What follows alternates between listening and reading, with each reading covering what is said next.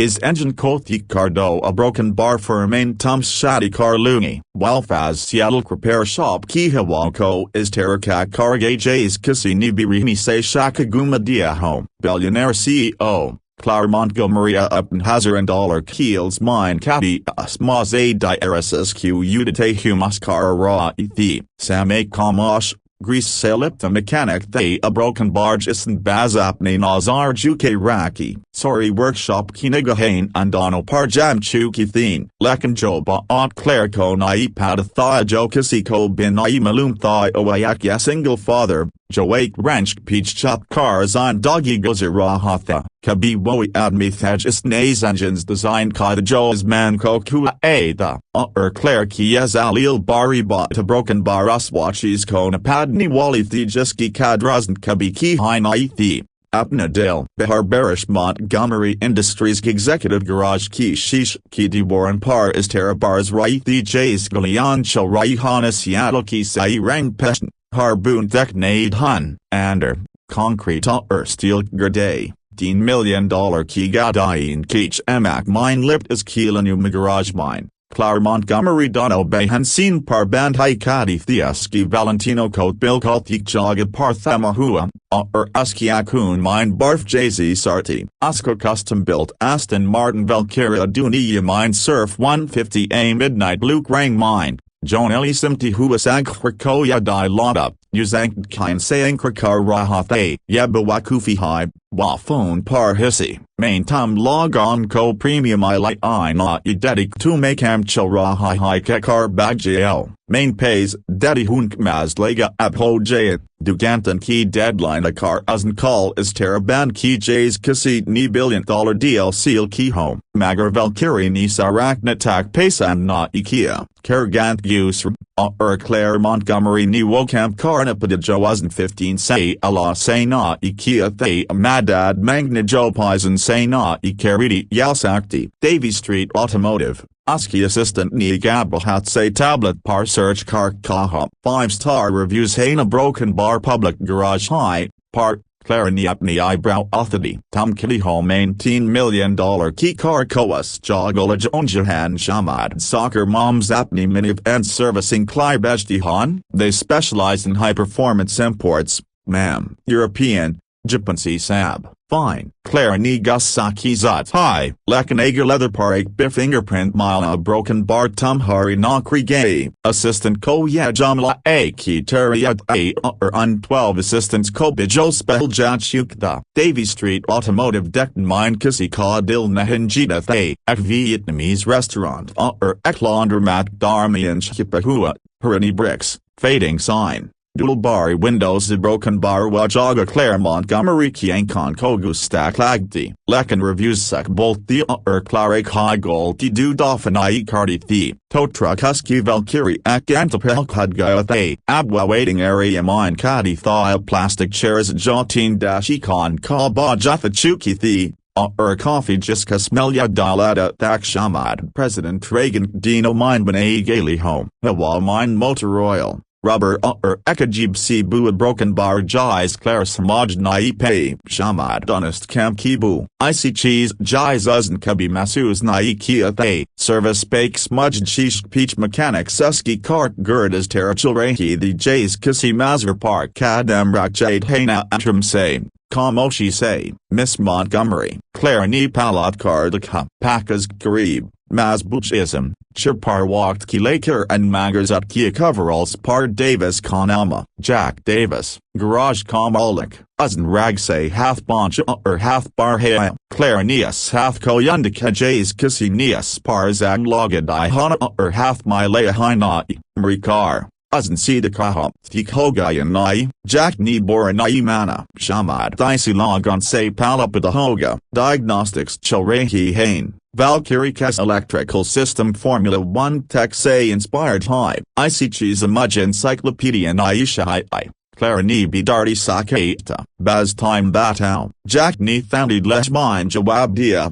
Tindin, Hosakti Hikar, Bilkalka Bulnai, Mudge Kelshai, Jack Key expression Nai badly. For Apco mechanics says Iodamajiza Shai, Toffer Kisi Ace Kodundo a broken bar Jo Darno Lasek, Jack ni use lambi nazar say de kay awoi nazar jo am log on xan mon yesaway pay de cardi high. Kaya rat jai jath klaya iak bihai, exverclair cop is a log on ka phasela as on bonada tethay, 8 nile ad garak high, Jack niak kaha, do haft hue, camboldi high, up mine ready high, lekan system koj is terapati hey I a broken bar main iisakasiko na idikha, surf cars nay a koi bi machine, jays dat kandertak dek sakta home, mudge fark na ipad to well psychic haya alien, sawalia hey I kai amrigati the car sakta high, Jack ni apne jopper hathford hugh kaha. Sack bait Tuntoa broken bar bay 7, Namhine 8 roads, Clare Montgomery knee bay 7 key teraf Bill Colusi and as mine kadam bad day jays koi general jank my don kodsleti high, usk heels concrete paras terra badrehi the jays koi drill sergeant kadam tall say march car raha hol har kadam usk influence cause mechanics ni use deck car apna camrock dia. Further and Sarju Kalia, I see high presence Theaskia Laga Sank Malayan Kijarat na Ikarta, Bay 7 Thoda and Hra, Thoda Chapuakonatha, Johannak elevated Mercedes ni Adamanzer da Krakathay, Pelticlair Ko Lagakia Bay Kali High, for Uzndakay, Ford pickup Nichkoi Padahuathay, Hurani, Zandog Nishabli Hui American Truck Engineering says Iota Amid Urdua on Parch Aldi Hu As Admik Surf Payon Nazare A Rehi Theophated Jeans Jinkt Style Na Walk the outer work boots Joe Shama das Sol Pahneda, Ek Rolling Creeper Parwash Asik Nich Camp Car Rahathay, excuse me. Claire Kiawa's garage Kiawa's and coach your car Nike Koi response na, excuse me, is Dafa Aznzer Sakaha, Furbikoi Harkat na, Surfak Ratchet Ki Tik Tik Unj Tyrai, Claire Montgomery Wa or Rat na the Jais log ignore cart, Aski Dunia mine log Dorsey Askan Kia hat sun car seed ho jate the pickup trucks particam rock dina to me and low body ba at the Wagus say Nasdik Chali gay, Aska Sabarijo Pelbiham Shakam Hoda Thay Agarimlo Parpaniki Tergaya Aphoga, be her home, Yabaz Tamis Nai, is Martaba as Nepin Payon Sa Creeper Ko Jatka Days are say Zayada. Junka Sakam, Rachat Kiawas Bundho Gay, Kuchlam on Tak Kamoshi Kagay, Ferd Heard Hair Creeper Shasik Nich Sabraharama, Pelachis Jo Claire Kinazar Mine, Uskaith, Grease Se Puberlake Dar Harline Mine Gusakala Rangawa Haith Jo Mezpar Nai, Machines Parzan Doggy Gozer Chukda, the Usri Cheese, Uskachara, Shama Tis Kaspas, Ulj Hugan A Bal. Jawline Jo Batati Thiquakabibo at Kubsur at Rahai Hoge a broken bar zine doggy baz thodi sacked Hoge the Lakina, Waskia contact po anchai earth ami reggae, Kalabura rang, Jehra, Sida, Bilkal Persikun, unmain koi charbi na koi gusan alias sir fake mahtat janch. Jays Claire coax system ki teradi krahai ho jiski faults wanot kar rahai home main up ki kaya madad kar saktihun, askia was himi, Lookinat ni mas books sunayan ko volume ki zararat na ithi, Claire ni apni composure pal mine wapas pali, tum Nate Rhodes home, Han, Jack Davis keti high tum complex electrical systems expert home, Jack Boat kuch keti high, lekan tum home, Claire ka sabra se gatra hathay, Nate bath car use sidi nazar sadi naga, system par depend kurti high, Aston Martin Valkyrie.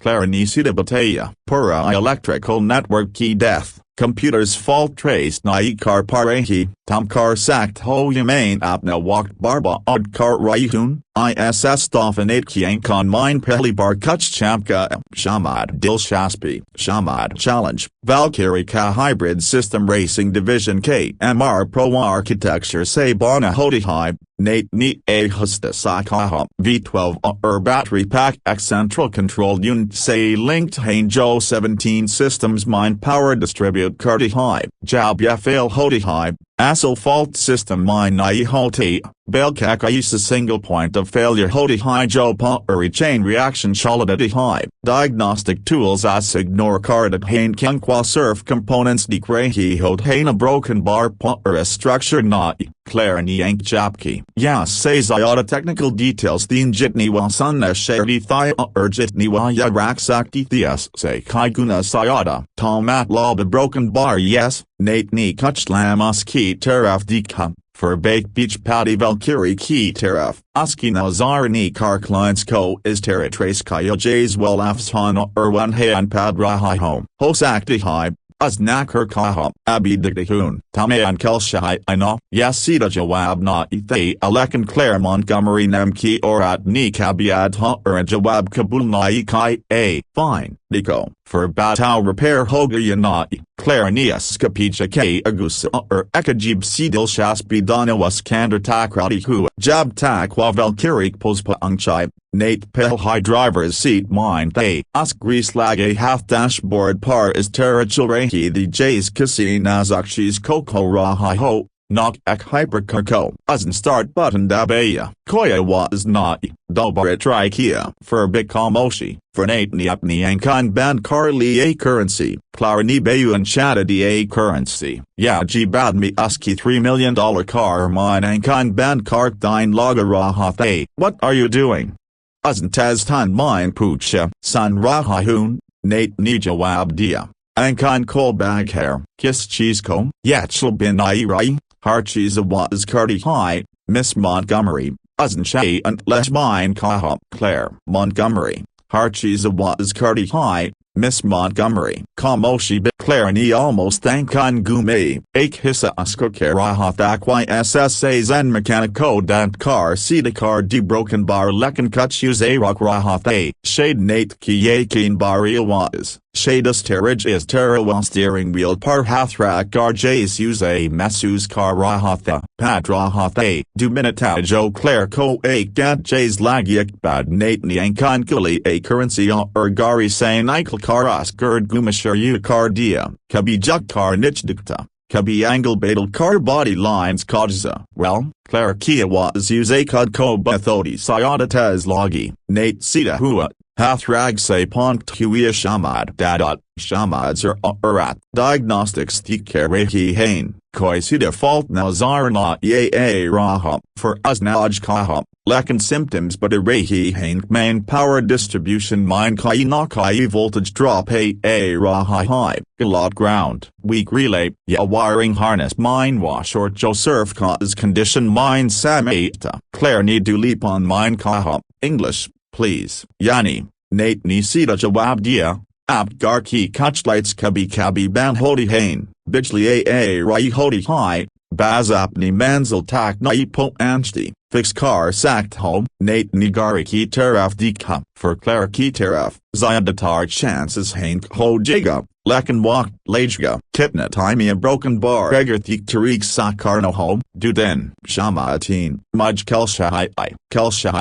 Nate ni bil kabi asar lesh mine kaha, toffer apko koisa shai I jo and azalaga car parts bad alterahi jab tax sai combination non j, askanam repair nai hold up, askanam gamble hodi high, iss kark sath gamble commat lab hodi high name asl create hojana, Clara kadam age badia atni karib kam towar par log peach hatch 8, Nate Rhodes ni apni jagase hiln takizer at masus na iki, Mr. Rhodes. Claire Kia was steely hoge, main explanations na sherdi, muj kalratek meeting attend carni high, main apni garik bin na drungji, taya hoga, Thomas kar kothik tarikse kel sham tak repair groj, warna hamdano kawakt saya ho rahai high, Nate nias kiankon mine sita jawab dia, iss dofa Claire koaski nazar mine halkas amazik jalikta masus hu,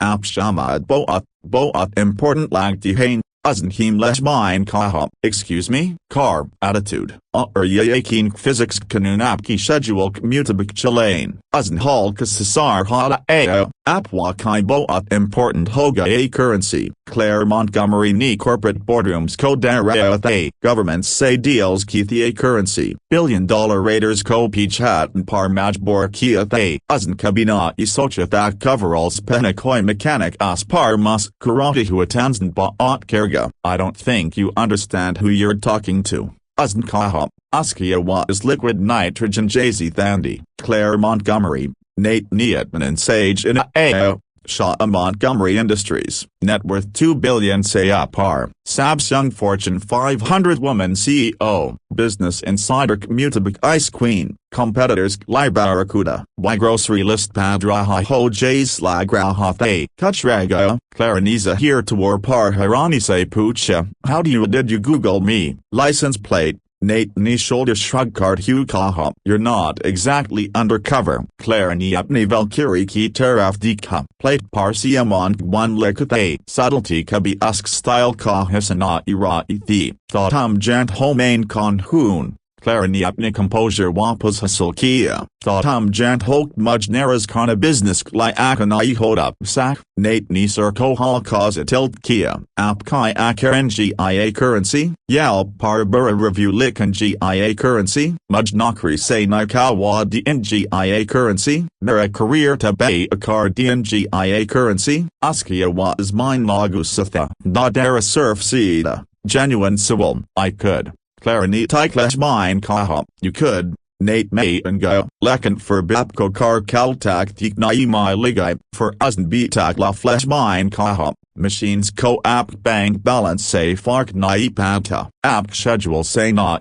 apt threats say nai, wapni marzik time par camp karti hain, ager app anjald karn ki kashish kire currency a broken bar, tawa tajati hain. Kabi ham shaklai, Clark sin mine gusab rahathe, lekin us gusk nichia kucha urbithe, kuchbinam. So, that's a question mark. Claire drew in a slow breath before answering, her voice steadier than she felt. No, she said, softer than intended. That's a broken bar, let me think about it. Nate didn't press her. He simply returned to the car, lifted the hood, and studied the engine with the seriousness that bordered on reverence. The Valkyrie's powertrain wasn't just machinery, it was sculpture. A 6.5-liter V12 capable of unleashing 1,160 horsepower, wrapped in carbon fiber, rare alloys, and electronics more advanced than the systems in some fighter jets. Nate stood over it for what felt like ages,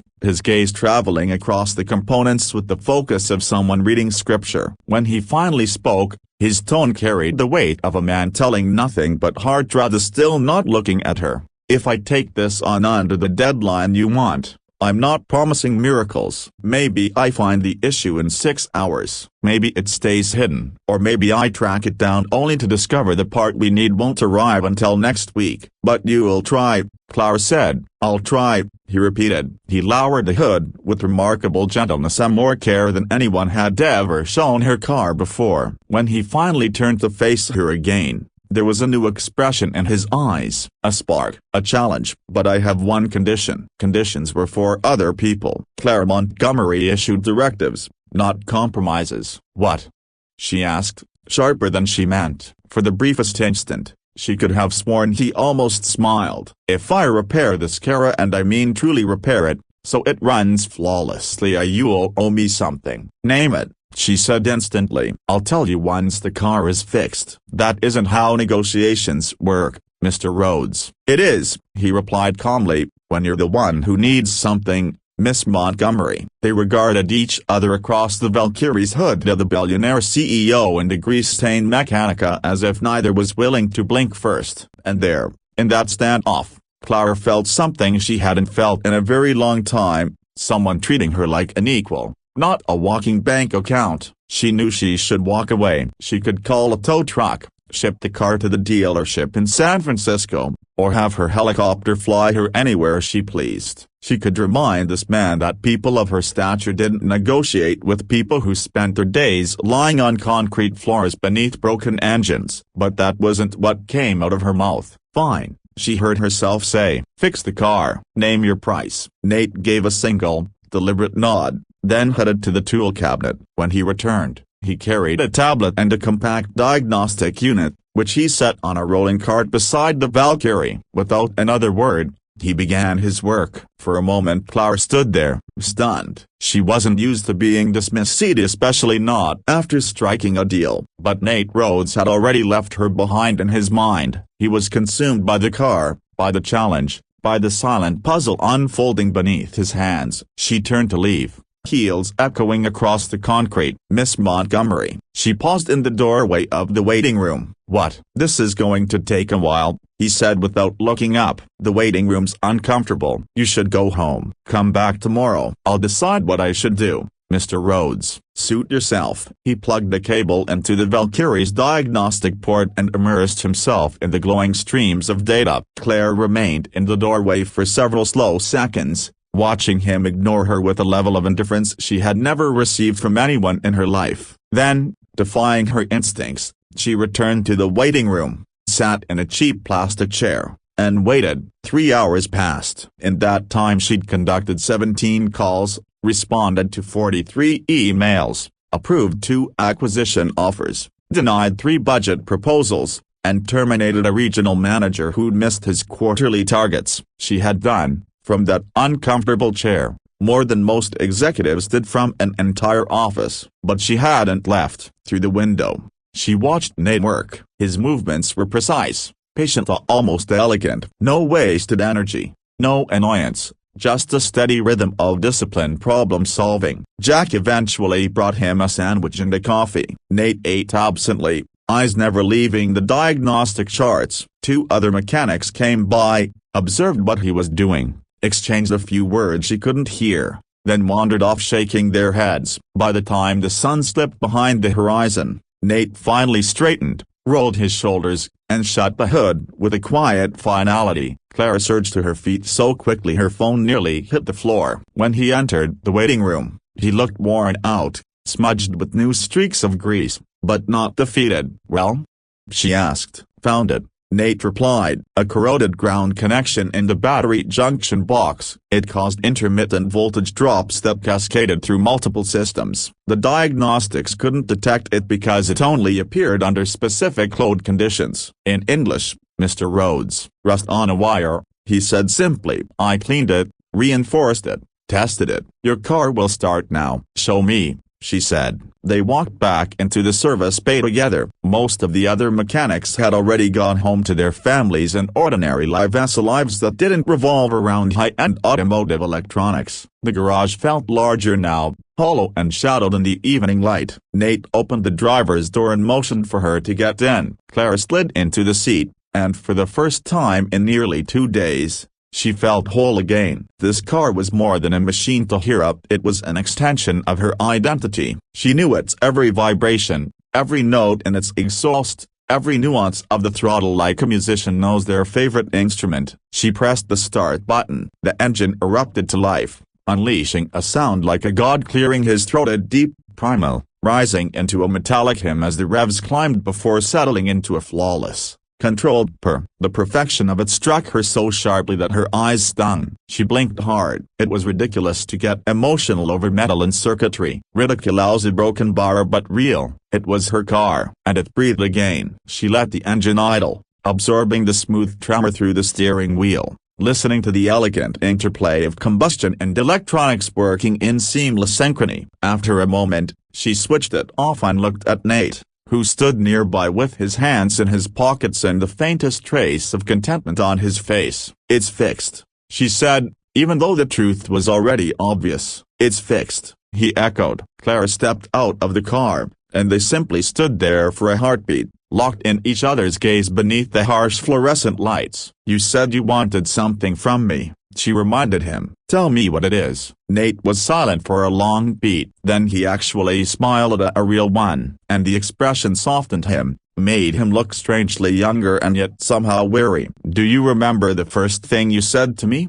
he asked. She thought back. It felt like a lifetime ago. "I asked if you could fix my car." "Before that," he said gently. "When I was under the truck, when you nudged my creeper with your foot." He'd crept into her cheeks, and not quite shame, but something uncomfortably close. "I didn't kick it, I tapped it." "You asked whether I was deaf or rude," Nate said, his tone low and even, as if those were the only reasons someone might not immediately cater to you. "I'm not sure how that's relevant to do you know why I was under the truck, Miss Montgomery?" he asked. "The truck that's worth less than your watch." Claire glanced down at her Patek Philippe. "He wasn't wrong." "Why?"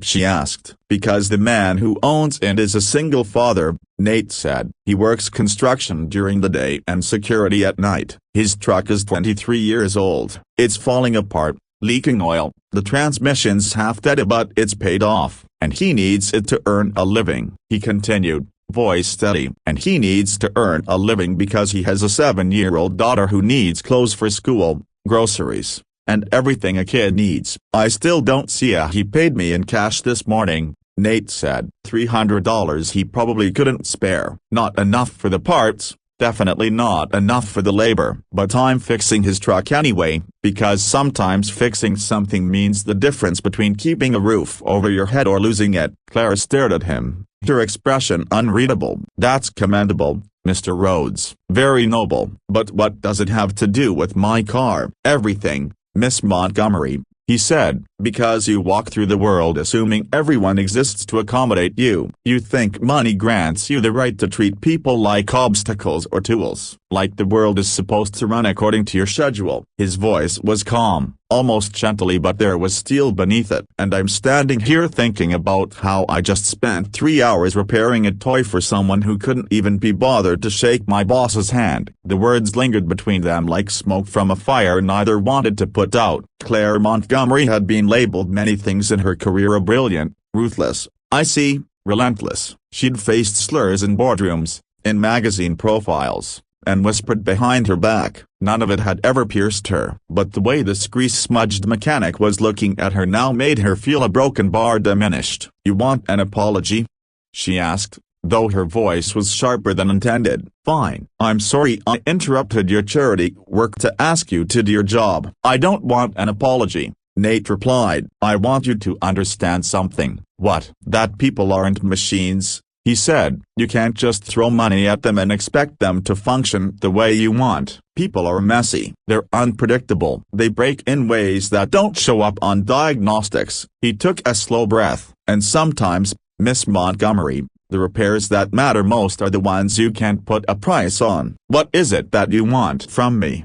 she finally asked. Nate slipped a hand into his pocket and drew out a tiny object. He extended it toward her. Claire's gaze dropped. A spark plug, old, rusted, and long past the point of usefulness. "What am I supposed to make of this?" "Keep it," Nate replied. "A reminder." "A reminder of what?" "That even the priciest machines rely on the same fundamentals: fuel, air, spark. Remove just one, and it doesn't matter how many millions you poured into it, it won't run." He gently closed her fingers around the battered metal. "People are the same, Miss Montgomery. We're all trying to keep our engines firing." For a moment, Clara simply stood there, staring at the worthless piece of hardware now sitting in her palm. Then she lifted her eyes to Nate Rhodes. They really saw him, perhaps for the first time. And in that quiet observation, she recognized someone who had likely been taken apart and rebuilt more times than her Valkyrie ever had. "That's all?"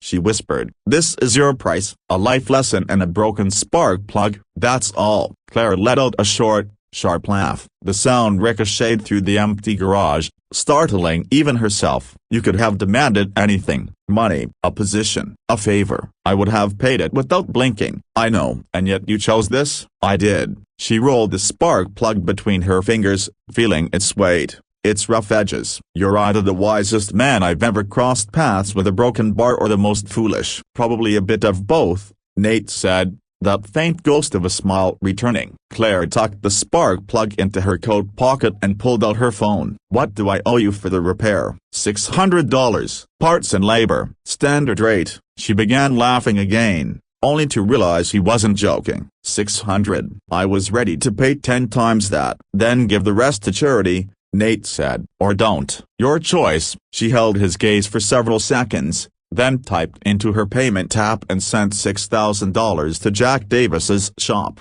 "$600 covers the repair," she said. "The rest is for the man with the truck. Tell him an anonymous donor wanted to help." Nate's eyes flickered with surprise. "Miss Montgomery, that isn't necessary." "I'm aware. I'm doing it because I choose to." She slid her phone away. "Consider it the fee for today's philosophy course." For the first time, Nate seemed unsure of himself. "Thank you." "Don't thank me. Just finish fixing that truck." Clara walked to her Valkyrie, paused, and glanced back. "And Mr. Rhodes, next time someone barges in and disrupts your work, say something. The world already has far too many people like me, broken bar, and far too few like you." She got into her car, started the engine smooth, flawless, exactly as he'd promised, and drove into the Seattle rain without another glance. Later that night, alone in her penthouse high above the city's lights, Clara placed the spark plug on her desk. She stared at it for a long time, this useless scrap of metal that a peculiar mechanic had treated as something more valuable than all her money. And for the first time in 15 years, since the day she swore she would never let anyone belittle her again, she wondered if she had been measuring success with the wrong instrument entirely. She picked up her phone and drafted an email to her assistant. "Find everything you can about Nate Rhodes' as work history, education, family, broken bar, everything." Then she deleted it. Some mysteries, she decided, were meant to remain undiscovered. Some people deserved their privacy. They deserved to stay in the quiet corners of the world where they repaired trucks for single fathers and spoke to billionaire CEOs as if they were ordinary humans still capable of learning. Clara set down her phone and picked up the spark plug again, turning it slowly in her hand. Fuel, air, spark, the basic forces behind ignition, behind movement, behind life. She wondered which element she had been missing all these years. Across the city, Nate Rhodes finished repairing the single father's truck, locked up the shop, and drove home in his own aging car, a 10-year-old Honda with 160,000 miles and a booster seat still strapped into the passenger side. His thoughts drifted toward the woman in expensive heels, the one who first looked at him like he was insignificant, then like he was something, and finally like he was a question she didn't know how to answer. He wondered if their paths would cross again. He hoped they wouldn't. People like Claire Montgomery were breathtaking and dangerous at the same time, like the machines they favored, built for power and speed but capable of catastrophic failure when the smallest piece went wrong. Nate Rhodes had handled enough broken pieces in his life. He didn't need to add a billionaire into that pile. But when he pulled into the driveway of his modest rental home, a place no Aston Martin would ever pass through, and quietly slipped inside, everything shifted. He peeked into the small bedroom where a little girl slept under a nightlight shaped like tiny stars. He stood in the doorway, watching her breathe with the fierce, trembling attention only a parent of a sick child could understand. And for just a moment, he thought of Clara Montgomery again. He wondered whether she might be carrying even more fractures inside her than he'd assumed. And he wondered if some broken things, despite their cost, despite the danger, were worth repairing anyway. He closed his daughter's door with careful fingers and went to bed. His dreams were a tangle of silent engines, women with frost-sharp eyes, and a child who needed him to hold the world together using nothing but grit, grease, stubbornness, and love. Outside, Seattle's rain kept falling, scrubbing the streets clean, sweeping away the day's clutter. Tomorrow would bring its usual slate of challenges, systems to understand, failures to unravel, new ways to keep engines alive. But tonight, in that humble house with its cracked driveway, wild grass, and a father who once reached for stars but now fought only for his daughter's next sunrise, there was peace. Across the city, in a penthouse worth more than most people would see in a lifetime,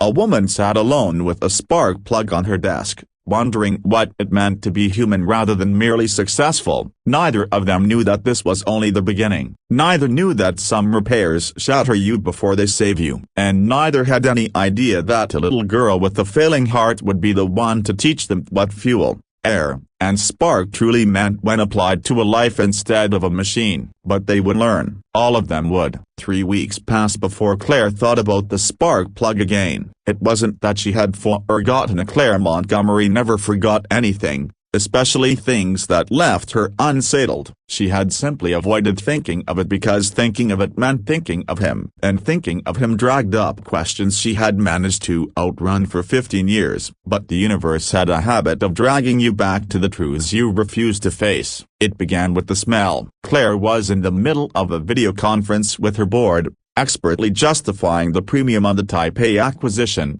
when it hit her. Subtle at first, then wrong, chemical, sharp, like burning rubber mixed with something sweet and poisonous. She paused mid-explanation, nose tightening. "Miss Montgomery?"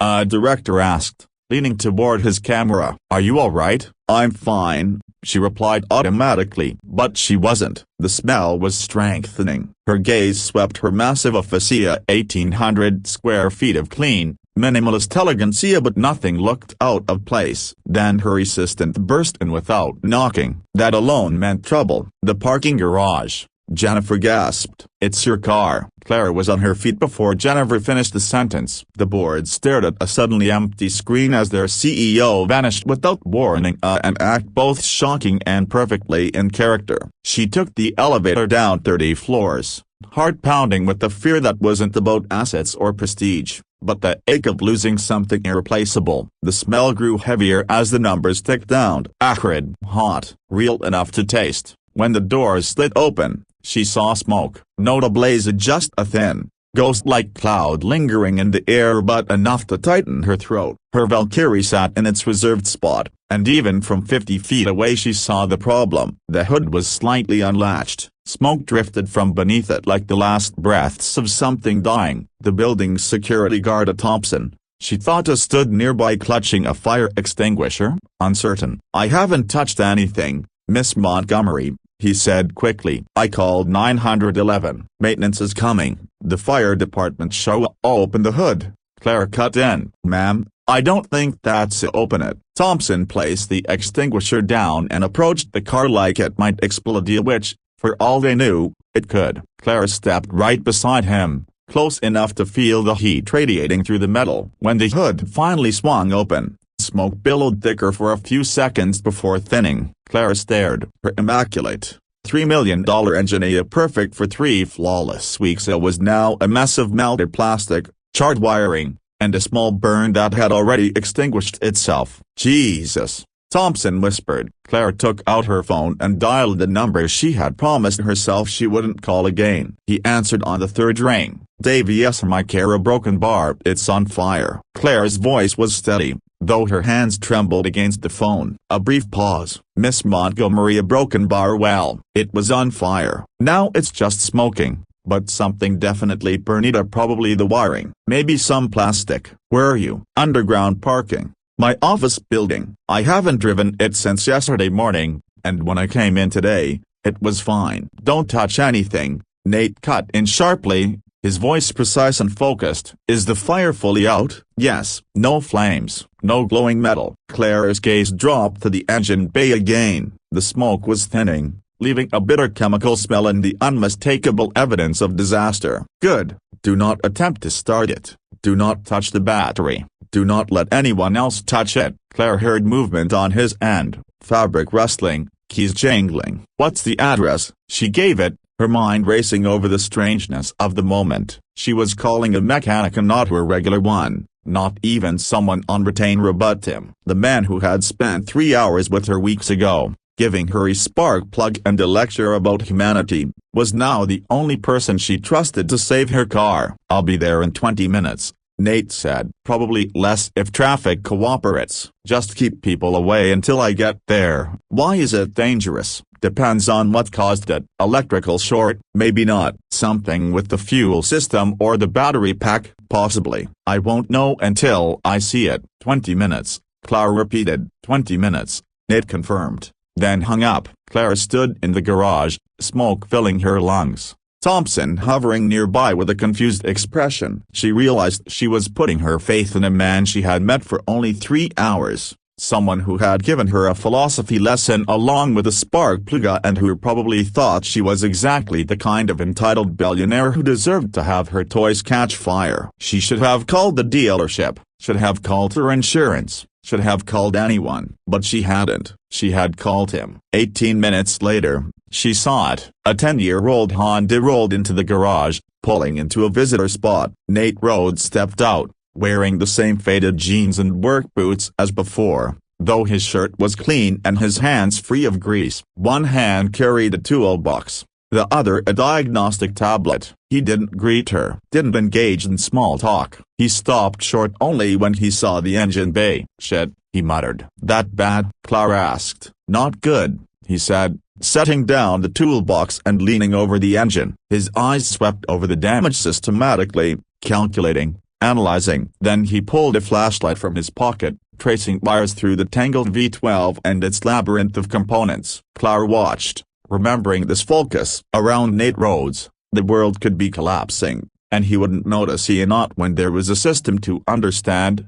a problem to solve. "This shouldn't have happened," he muttered after several minutes. "Obviously," Clara said. "No, I mean," he straightened, brushing soot off his hands on his jeans. "The work I did 3 weeks ago didn't even touch this part of the engine. This is the climate control wiring harness, a completely separate system." "So broken bar what caused it?" Nate shook his head slowly. "Could be anything. Manufacturing defect, rodent damage, voltage spike from a bad charging system." He bent down again, flashlight sweeping deep into the engine bay, contorting his body around the V12. "Miss Montgomery, a broken bar. When did you last drive the car?" "Yesterday morning. Like I said, it was perfect. No warning lights, no strange smells, nothing." Nate was silent for a long moment, his beam sliding across scorched plastic and melted rubber. Then he stood, pulling out his phone and taking photographs from multiple angles. "What are you doing?" Clara asked. "Documenting." He snapped another shot, this time focusing on a detail Claire couldn't identify. "Miss Montgomery, I need you to answer something honestly." "All right. Has anyone else worked on this car since I fixed it?" Clara ran through the past 3 weeks in her mind. "No, just routine maintenance at the building. Tire pressure, washer fluid, a broken bar, nothing mechanical." "Who does that maintenance?" "The building has a contract with a company." "I don't know which one," she admitted. Then she hesitated. "Why?" Instead of answering, Nate took one more careful photograph, his expression unreadable, absorbed in cataloging the damage like a detective at a crime scene. "I need it faster," Clara said, her tone sharp. "Miss Montgomery, the car was on fire," Nate said, staring at her like she'd just suggested juggling chainsaws. "Fast into broken bar. I have the Seattle Automotive Gala this Saturday. I'm receiving an award." "I will not arrive in a rental car," she interrupted, unyielding. "Someone just tried to kill you, and you're worried about appearances at a party?" Nate asked incredulously. "It's not a party," Claire corrected. "It's the single most important networking event of the year for automotive manufacturing on the West Coast. And yes, I care about appearances. Appearances are everything in my world." "Then rent something impressive," Nate said flatly. "I own something impressive. I want it fixed," Claire shot back. They stood across the smoking hood of her Valkyrie, tension crackling in the air. Nate exhaled slowly. 3 days. That's the best I can do if I work non-stop. Nothing else goes wrong, and I don't discover more damage than I can see now." Clara arched an eyebrow. 3 days. "And you owe me another favor," Nate added casually. "Another broken spark plug?" she asked. "Not how it works now," he said, handing her a plain white business card with only his name and number. "Call me if anything else happens, anything strange, suspicious, or makes you nervosa, and I mean it. Be careful." Clara's fingers brushed his briefly as she took the card. His hands were clean today, but the scars and permanent stains from years of work were still visibly hands that built, fixed, and repaired. "Why do you care?" she asked quietly. Nate looked genuinely surprised. "What? Why do I care if something happens to you? I was rude. I kicked your creeper. I treated you like you existed to serve me. So why do I care if someone tries to kill you?" For a long moment, he didn't answer. Then, dark, steady eyes meeting hers. "Because everyone deserves to be safe, Miss Montgomery. Even people who kick creepers." He turned and walked back to his Honda, leaving Claire standing alone in the parking garage, smoke in her lungs and a strange, uneasy feeling blooming in her chest. 23 minutes later, the flatbed arrived. 2 men she didn't know treated her Valkyrie with reverence, securing it as if it were a priceless museum piece. Claire watched the car disappear, feeling the loss physically, like a punch to her chest. She pulled out her phone and made 3 calls. First, to her head of security, demanding a full audit of garage access logs and camera footage. Second, to her attorney,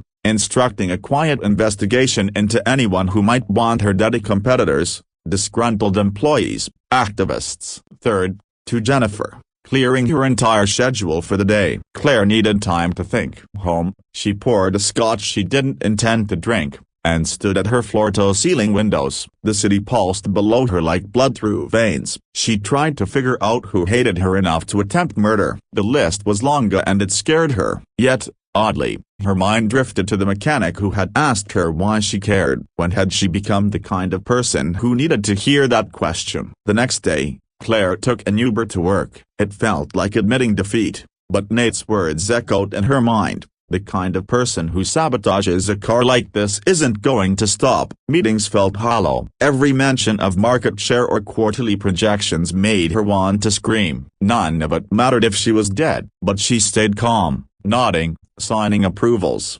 maintaining the Ice Queen precision she'd honed for 15 years. At 2 p.m., Nate called. "I need you to come to the shop," he said flatly. "What did you find?" Claire asked. "Just come," he said, the simple please convincing her more than anything else. Claire cancelled her 3 p.m., ignored Jennifer's protests, and took another Uber across the city to Davies Automotive. In daylight, the shop looked ordinary, mundane, even welcoming a place where people fixed cars and went home to their lives. The menace of the night before had vanished under the sun. When she walked in, Jack Davis was behind the counter, glancing up at her with mild surprise. Nate emerged from the garage bay, carrying a diagnostic tablet and a toolbox. He didn't greet her. He didn't make small talk. He stopped dead, staring at her Valkyrie. "Shit," he muttered. "That bad?" Claire asked. "Not good," he admitted, setting down his tools. He leaned over the engine bay, flashlight in hand,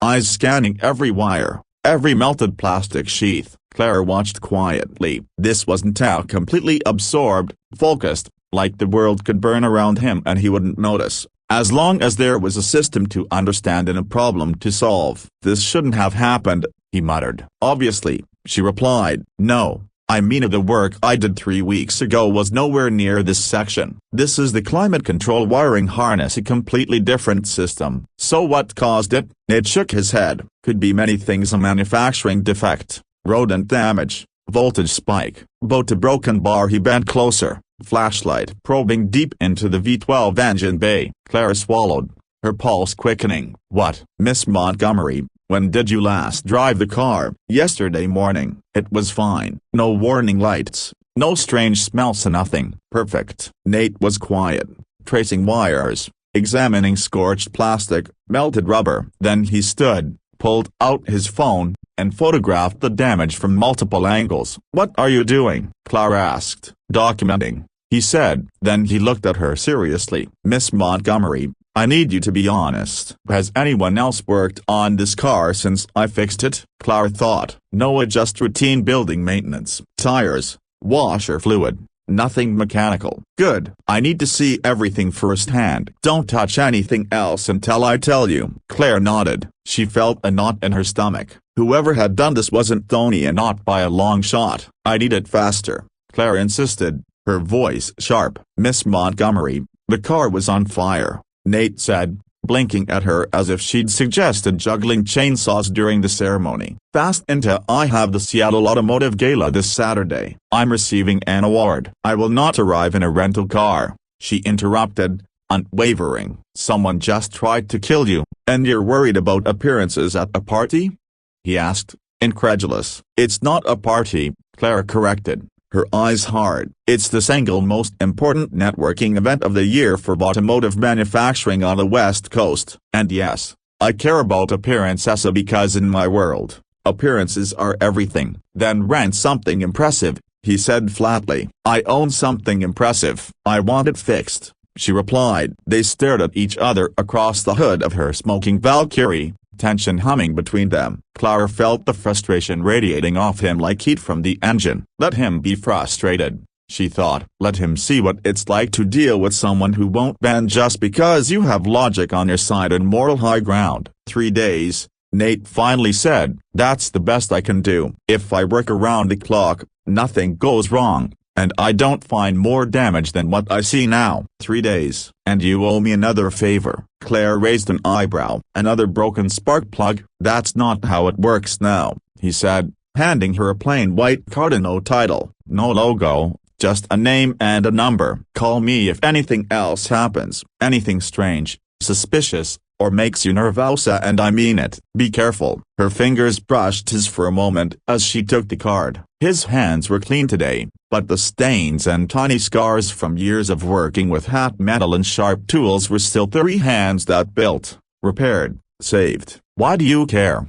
She asked quietly. Nate looked genuinely taken aback. What? Why do I care if something happens to you? I was rude. I kicked your creeper. I treated you like you existed to serve me. So why do I care if someone tries to kill you? For a long moment, he said nothing, just looked at her with those dark, steady eyes that seemed to see too much. Because everyone deserves to be safe, Miss Montgomery, he said finally. Even people who kick creepers. He turned and walked back to his Honda, leaving Claire standing alone in the parking garage, smoke in her lungs and an uncomfortable tightness blooming in her chest. 23 minutes later, the flatbed arrived. 2 men she didn't know treated her Valkyrie like a museum piece, securing it with the utmost care. Claire watched her car disappear from view and felt the loss like a physical punch. She pulled out her phone and made 3 calls. First, to her head of security, demanding a full audit of access logs and camera footage for the garage. Second,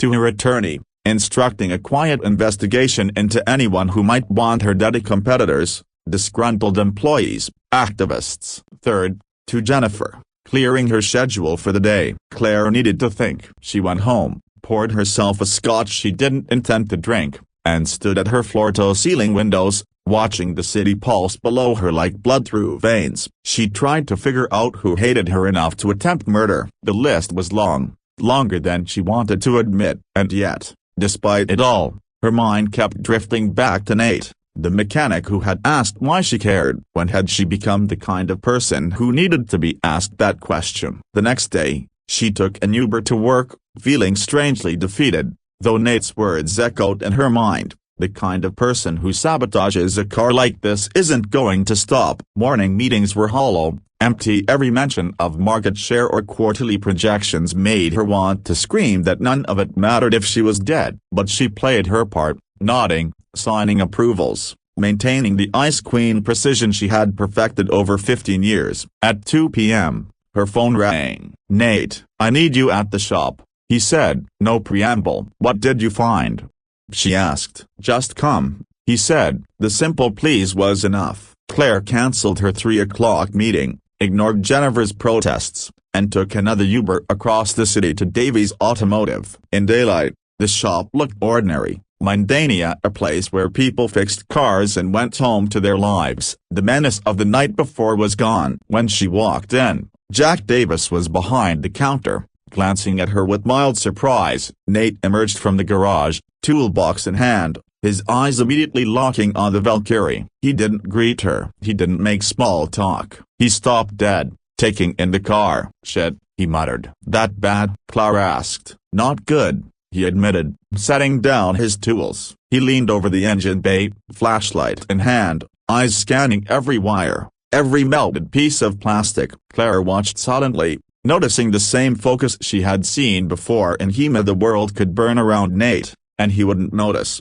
as long as there was a problem to solve. "This shouldn't have happened," he muttered. "Obviously," she said. "No, I mean the work I did 3 weeks ago didn't even touch this section. This is the climate control wiring harness, completely separate system." "So what caused it?" Nate shook his head slowly. "Could be anything: a manufacturing defect, rodent damage, voltage spike, boat a broken bar." He bent closer, shining the flashlight deep into the V12 engine bay. Claire's stomach tightened. "But what?" "Miss Montgomery, when did you last drive it?" "Yesterday morning." "Everything was fine. No warning lights, no smells, nothing." "Perfect." Nate worked silently for a long moment, tracing wires, inspecting scorched plastic and melted rubber. Then he straightened, pulled out his phone, and began documenting everything with photos. "What are you doing?" Clara asked. "Documenting," he said, eyes serious. "And I need you to be honest. Has anyone else touched this car since I repaired it?" Claire shook her head. "No, just routine building maintenance. Nothing mechanical." "Good. Don't touch anything else until I tell you," Nate said. Claire nodded. She knew, deep down, whoever had done this wasn't finished, not by a long shot. "He's in Bay 7, he said. "Just a broken bar, fair warning. He's been here all night. He might be a little unstable." Claire stepped through the waiting area and into the service bay and instantly understood what Jack meant. Nate was on the concrete floor beside her Valkyrie, now disassembled into a small mechanical battlefield. Parts, wires, sensors, and diagnostic tools were scattered around him like the aftermath of a Onyaman war. His eyes were ringed red, his hair was sticking up in impossible directions, and his whole posture radiated the kind of exhaustion born from caffeine, adrenaline, and sheer stubborn determination. When he looked up at her, something in his expression made her heartbeat catch. "Let me see your phone," he said without preamble. "What?" Claire blinked. "Your phone." "Hand it over." Still confused, she passed him her iPhone. Nate turned it over, inspected it, then gave it back. "When was the last time you updated your security settings?" "I don't know. My IT department handles that." "Why?" He didn't answer. Instead, he strode to a laptop balanced on a toolbox, typed rapidly, then rotated the screen toward her. A map of Seattle filled the display. A blue dot blinked steadily over a location Claire recognized at her corporate headquarters. "That's your car," Nate said quietly. "Or rather, that's where your car's GPS believes it is." "That's what the diagnostic computer is reporting." "I don't understand." "Someone hacked your car, Miss Montgomery," he said. "Not a simple electrical breach, a full system infiltration, a GPS, onboard diagnostics, infotainment, everything. Whoever did it had complete access. They could see your speed, your routes, your parking habits." He switched to another screen, a cascade of technical data that meant nothing to her but clearly meant everything to him. "They knew exactly when you drove,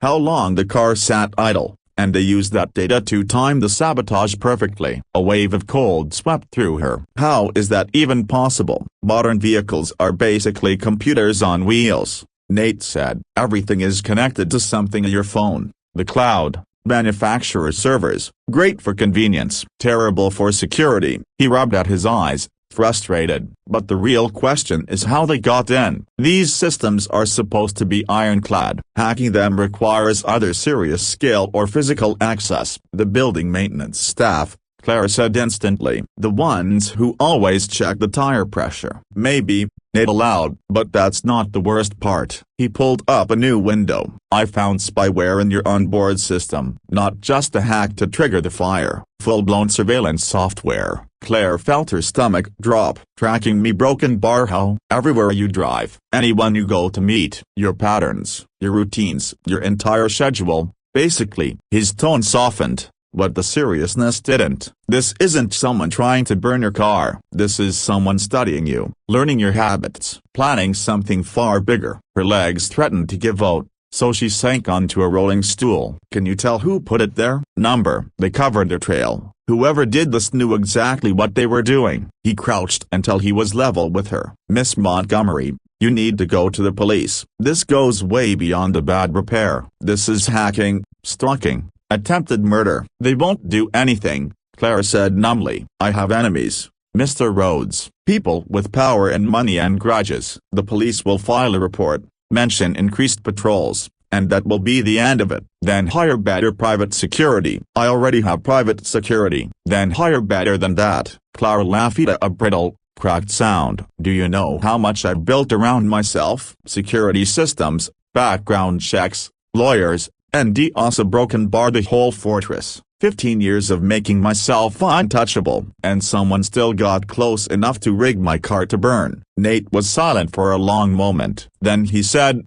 "Can I show you something?" She frowned. "What?" He walked to the corner of the bay and returned holding a small, worn object, a teddy bear. Faded fur, one eye missing, clearly loved beyond repair. "This is Mr. Patch's Nate said, and his voice shifted, softened. My daughter Stella's bear. She's had him since the day she was born. Sleeps with him every night. Brings him to doctor's appointments. Won't go anywhere without him. Claire stared at the toy, unsure where this was going. Last year, Nate went on, we were at the hospital. Stella has a heart condition and we're there a lot. And when we got home, we realized we'd left Mr. Patch as a broken bar at the hospital. Nate continued softly. Stella had a long day, and by the time we got home, she was already asleep. An hour later she woke up sobbing because she realized Mr. Patches wasn't with her. He turned the teddy bear in his hands, an old, tired little creature whose stitched smile had seen better years. So I got back in the truck,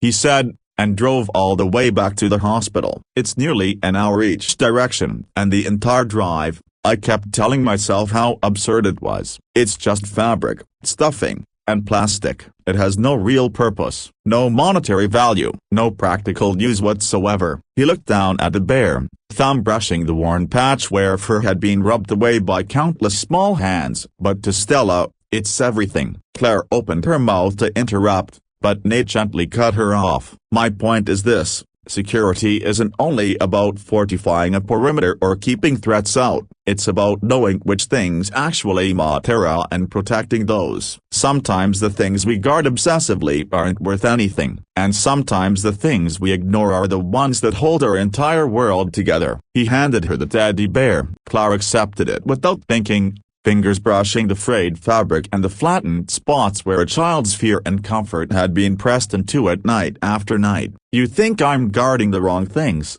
she murmured. I think your defenses are aimed in the wrong direction, Nate said, lowering himself to the floor with his back against the skeleton of her disassembled supercar. Someone is trying to hurt you, and they're careful, intelligent, patient. That alone is terrifying. But here's what's worse, your walls didn't fail because they were weak. They failed because this person never tried to scale them. They just waited for you to drive away from the one place you thought was safe. Claire stared at the bear and felt something fracture inside here, some frozen, armored part of her that hadn't thought in years. I don't know how to do this, she whispered. I don't know how to be someone who needs a broken bar help. Then learn, Nate said gently. Because whatever this is, you can't face it alone. The garage settled into a heavy silence. Pieces of her multi-million-dollar car lay scattered around them like the remnants of a shattered identity, and Claire Montgomery, a queen of boardrooms and empiressa, sat holding a child's teddy bear as if it were the only stable thing in the room. Will you help me?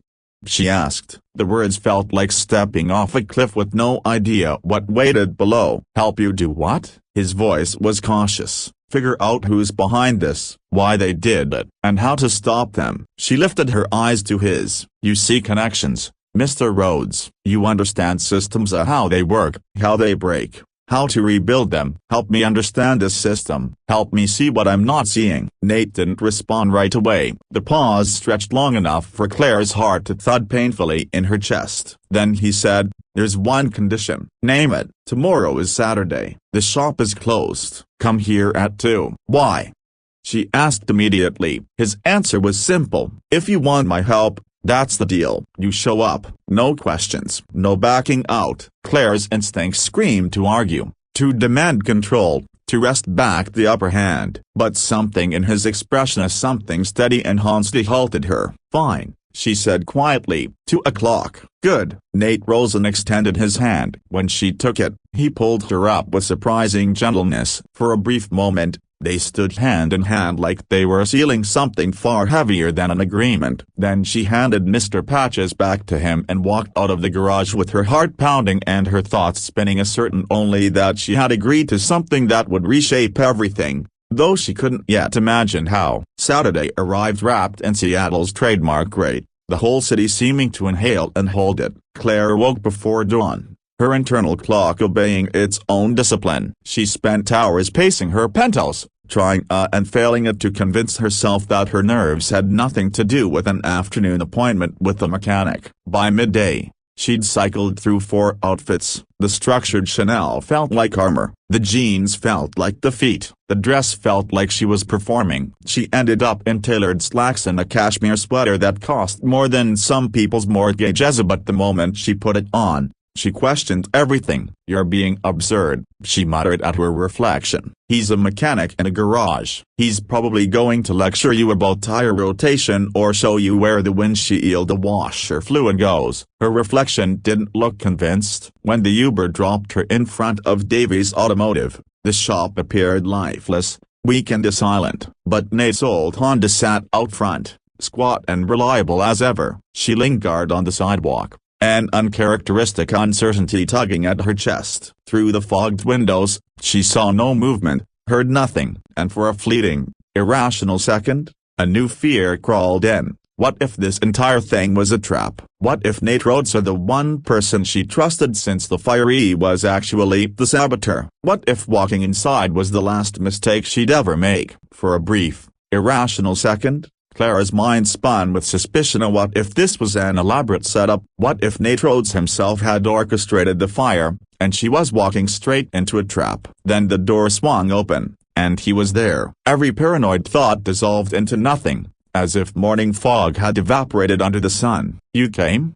he said, voice edged with genuine surprise. "You asked me to," she replied. "I figured there was a 50-50 chance you'd delegate this to an assistant with some excuse about an urgent meeting," he said. "I don't do emergencies on Saturdays," Clara answered, a small lie that felt almost unnecessary. Nate's smile changed everything. It wasn't just polite, it was wide, authentic, lighting up his entire face. "Good. Come on, we're going out back." He was already moving, weaving between the silent, parked cars awaiting Monday's repairs. Clara followed, her heels tapping against the stained concrete, worn by decades of drop tools, oil, and the imprint of hands that had built and fixed countless machines. The back door opened to a small parking lot she hadn't known existed. A patch of cracked asphalt enclosed by a chain-link fence. In its center sat a weathered picnic table, salvaged from some forgotten park, and at that table was a little girl.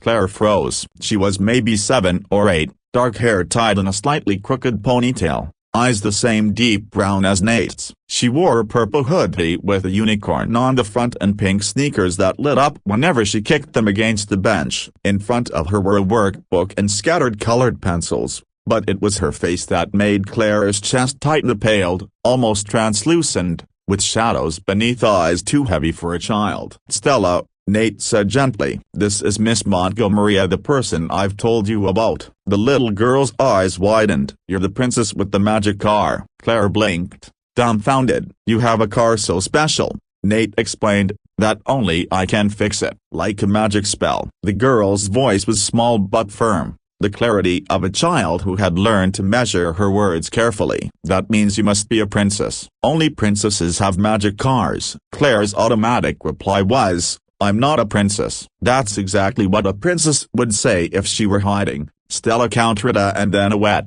rattling cough cut through the air. Nate's jaw tightened instantly. He was at her side in a flash, pulling a small medical bag from under the table. He checked her breathing with a well-used stethoscope, her pulse, her fascia, the kind of measured attention Claire had only ever seen in a nurse. "Scale of 1 to 10?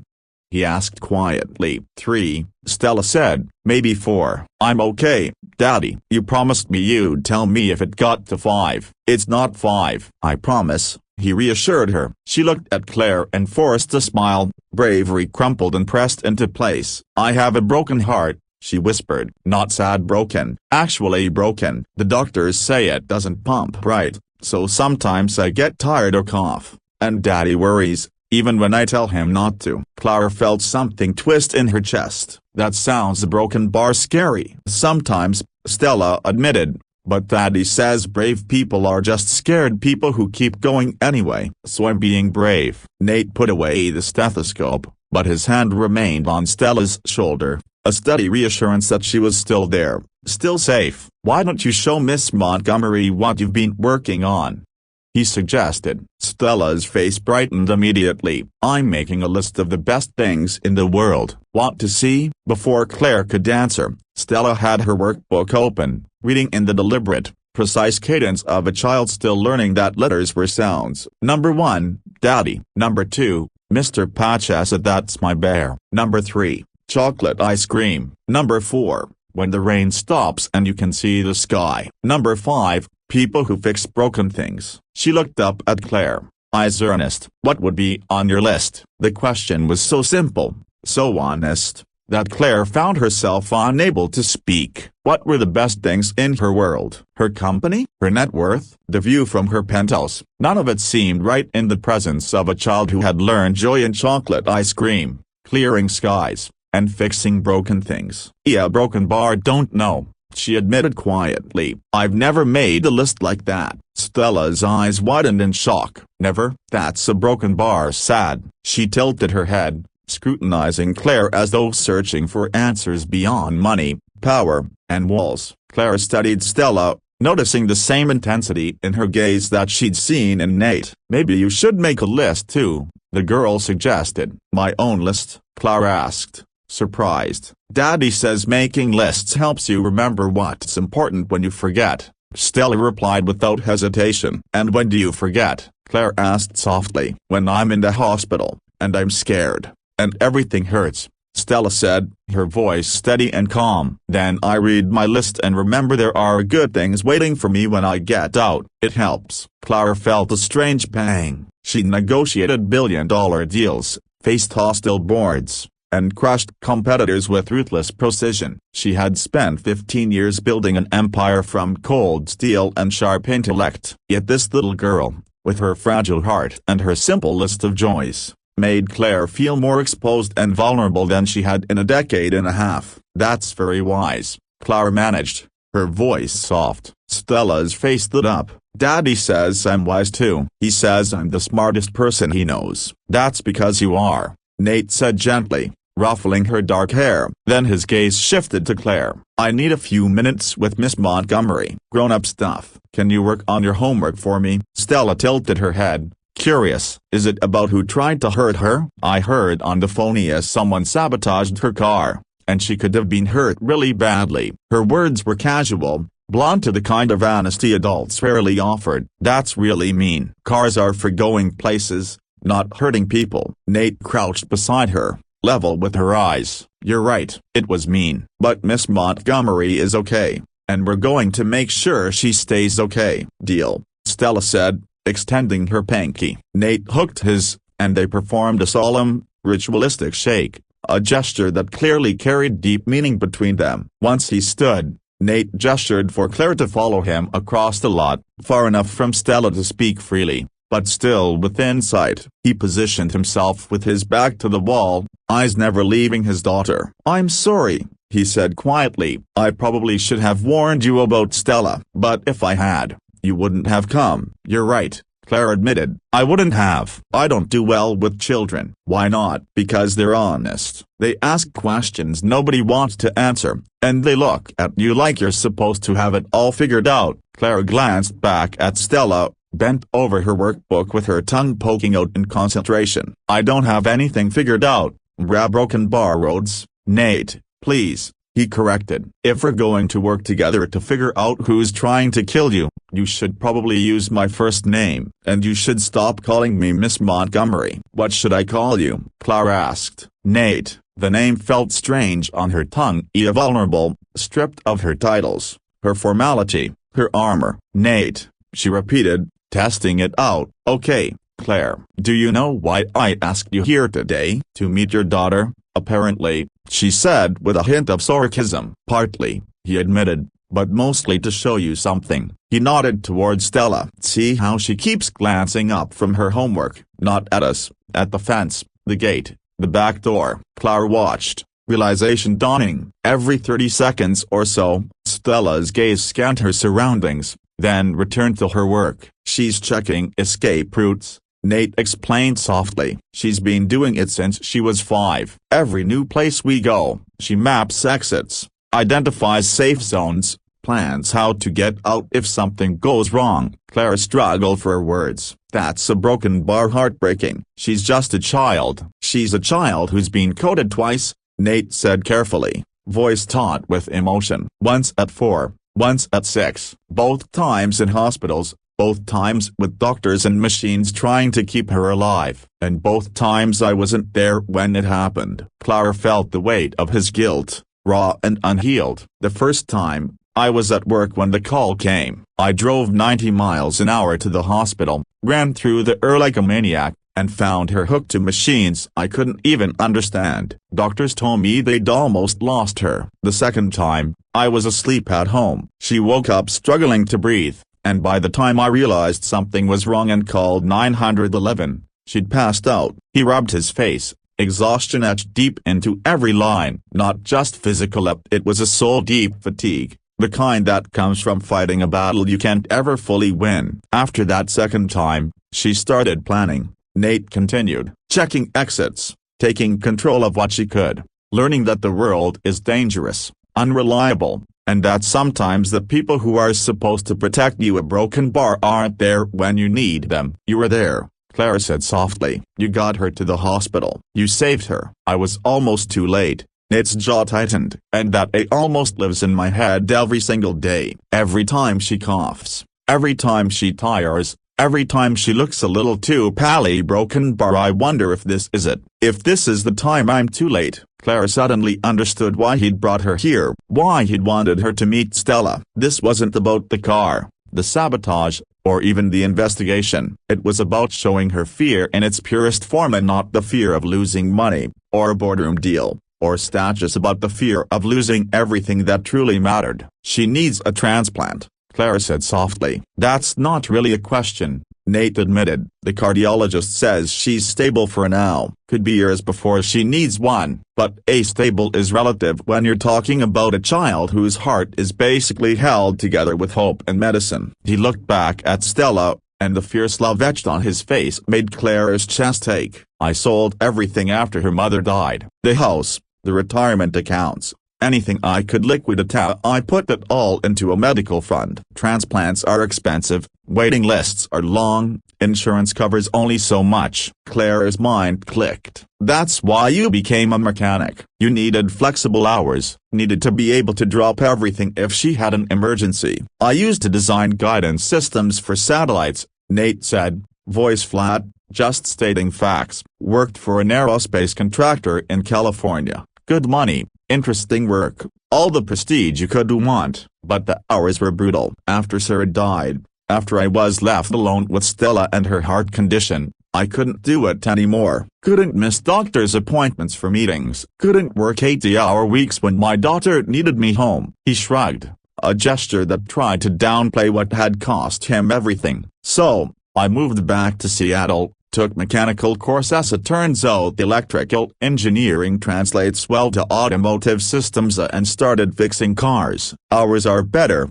pay is worse, but I'm here when Stella needs me, and that's what matters. Claire thought of her own father, a man she'd barely known, who'd chosen his company over family every time, and who died at his desk at 63, surrounded by contracts rather than people who loved him. She thought of the empire she'd built in his image, the hours she'd sacrificed, the relationships she'd neglected. She wondered if she'd been measuring success all wrong. Why are you telling me this?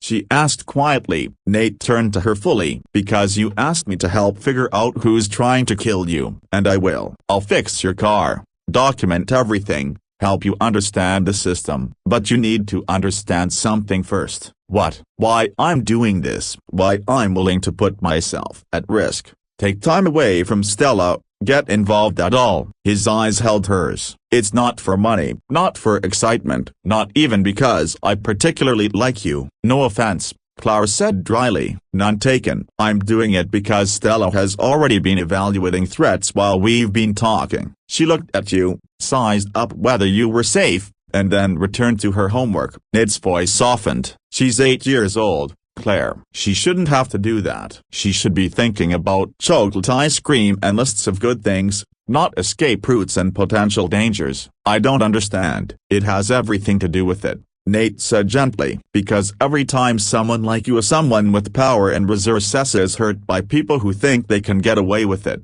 it makes the world a little more dangerous for everyone. Even kids like Stella, who are just trying to survive. He glanced back at his daughter, and Claire followed his gaze. Stella had abandoned her homework, coloring with deep concentration, tongue poking between her teeth. I want her to grow up in a world where bad people get caught, Nate continued, where justice exists, where being rich or powerful doesn't make you a target, where good people can win, where systems work, where everything broken can be fixed if someone cares enough to try. His voice cracked on the last word, barely audible, but Claire heard it. So yeah, he said, steadying himself, I'll help you. Not because you're paying me, or because I think you deserve it, but because someone tried to hurt you. If we don't figure out who, and stop them, they'll do it again, to you, to someone else, and the world gets a little darker. And my daughter has to check one more exit. Clara stood there, absorbing the weight of his words,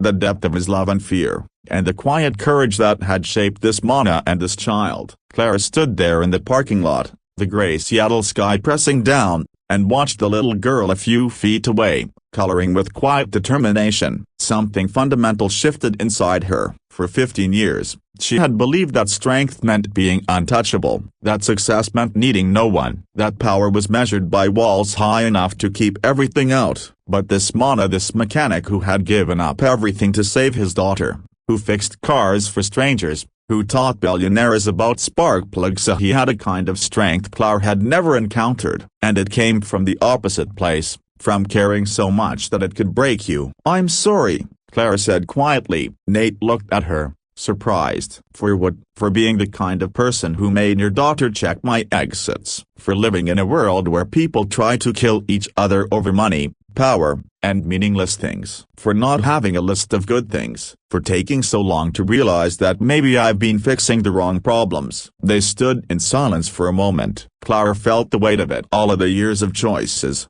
the wall she'd built, the people she'd kept at arm's length. I don't know how to be different, she admitted, and the words felt like a confession, a surrender. Then learn, Nate said gently, echoing the advice from yesterday. Start small. Make a list. Find one good thing. Just one. It's harder than you think. Claire glanced at Stella again. The girl was absorbed in coloring, lost in her little world, yet somehow more alive than anyone Claire knew. What would her list contain, if she made one? The view from her penthouse, now hollow. Her company, now empty. Her Valkyrie, which had literally tried to kill her. What did she have that was good? What truly mattered? The thought terrified her, because the answer felt like nothing. Stella, Nate called softly. Come here for a second. The little girl hopped off the bench and ran over. Actually ran, which seemed impossible given her fragile heart. But children defied logic when they wanted. She stopped in front of them, slightly breathless,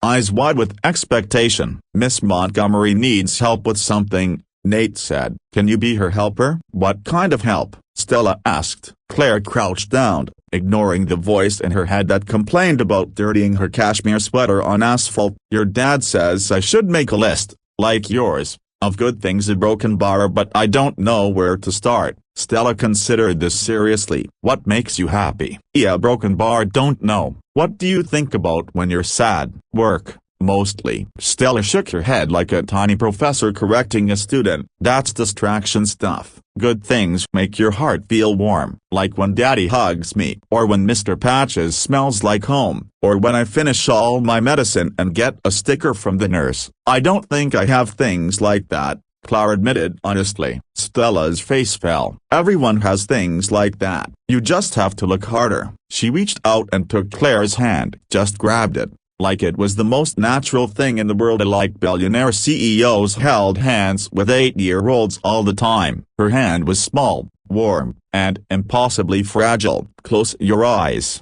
Stella instructed. What? Close your eyes. I'll help you find something good. Claire looked at Nate. He just shrugged. Your deal. His expression seemed to say. So she closed her eyes, feeling ridiculous, vulnerable, and strangely hopeful. Think about the last time you felt safe, Stella whispered. Not powerful, not successful, not important, just safe. Claire's mind spun backward, past board meetings and deals and triumphs that never felt safe, past college, past childhood, searching for a moment when she had felt genuinely, completely safe. She found one. She was 6, maybe 7. Her mother, long gone, was braiding her hair before school. Claire could feel the gentle tug of fingers working through tangles, smell her mother's perfume, hear the soft hum of a forgotten song. "I'm going to make sure you're the strongest girl in the whole world," her mother had said. "So strong that nothing can ever hurt you." And for a brief moment,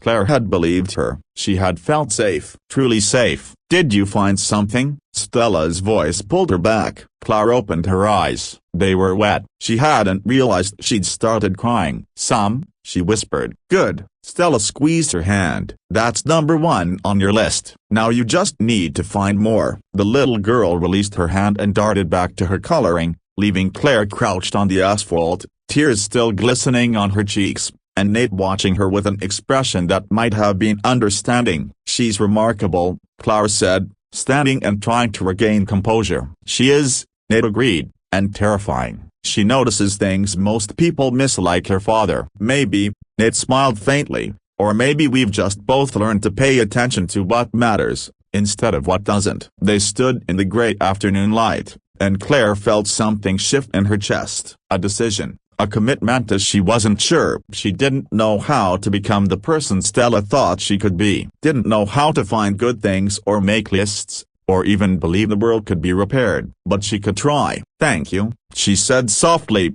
"for trusting me with her." "Don't thank me yet," Nate replied. "We still have to figure out who wants you dead." "Right." Claire checked her phone. Nearly 4 o'clock. Where had the last 2 hours gone? "What's the plan?" she asked. "I've been thinking," Nate said. "The hack on your car was sophisticated. Whoever did it needed access to systems that aren't easy to breach. That means either someone extremely skilled or someone with inside access." "Inside access to what?" Claire asked, her mind already racing. "Your life," Nate said bluntly. "Someone who knows your routines, your security protocols, your vehicles. Someone who could get close enough to plant surveillance without raising suspicion." Claire's thoughts immediately turned to her employees. Hundreds of people, any one of whom could hold a grudge. "That's a lot of people," she said. "Not really. We can narrow it down." Nate pulled out his phone. "Who has access to your car?" "Me. My garage attendants, maintenance company, my driver broken bar, though I rarely use him." "Who knows your schedule?" "My assistant, my security team, my executive staff." "And who might have a reason to want you gone?" Nate asked,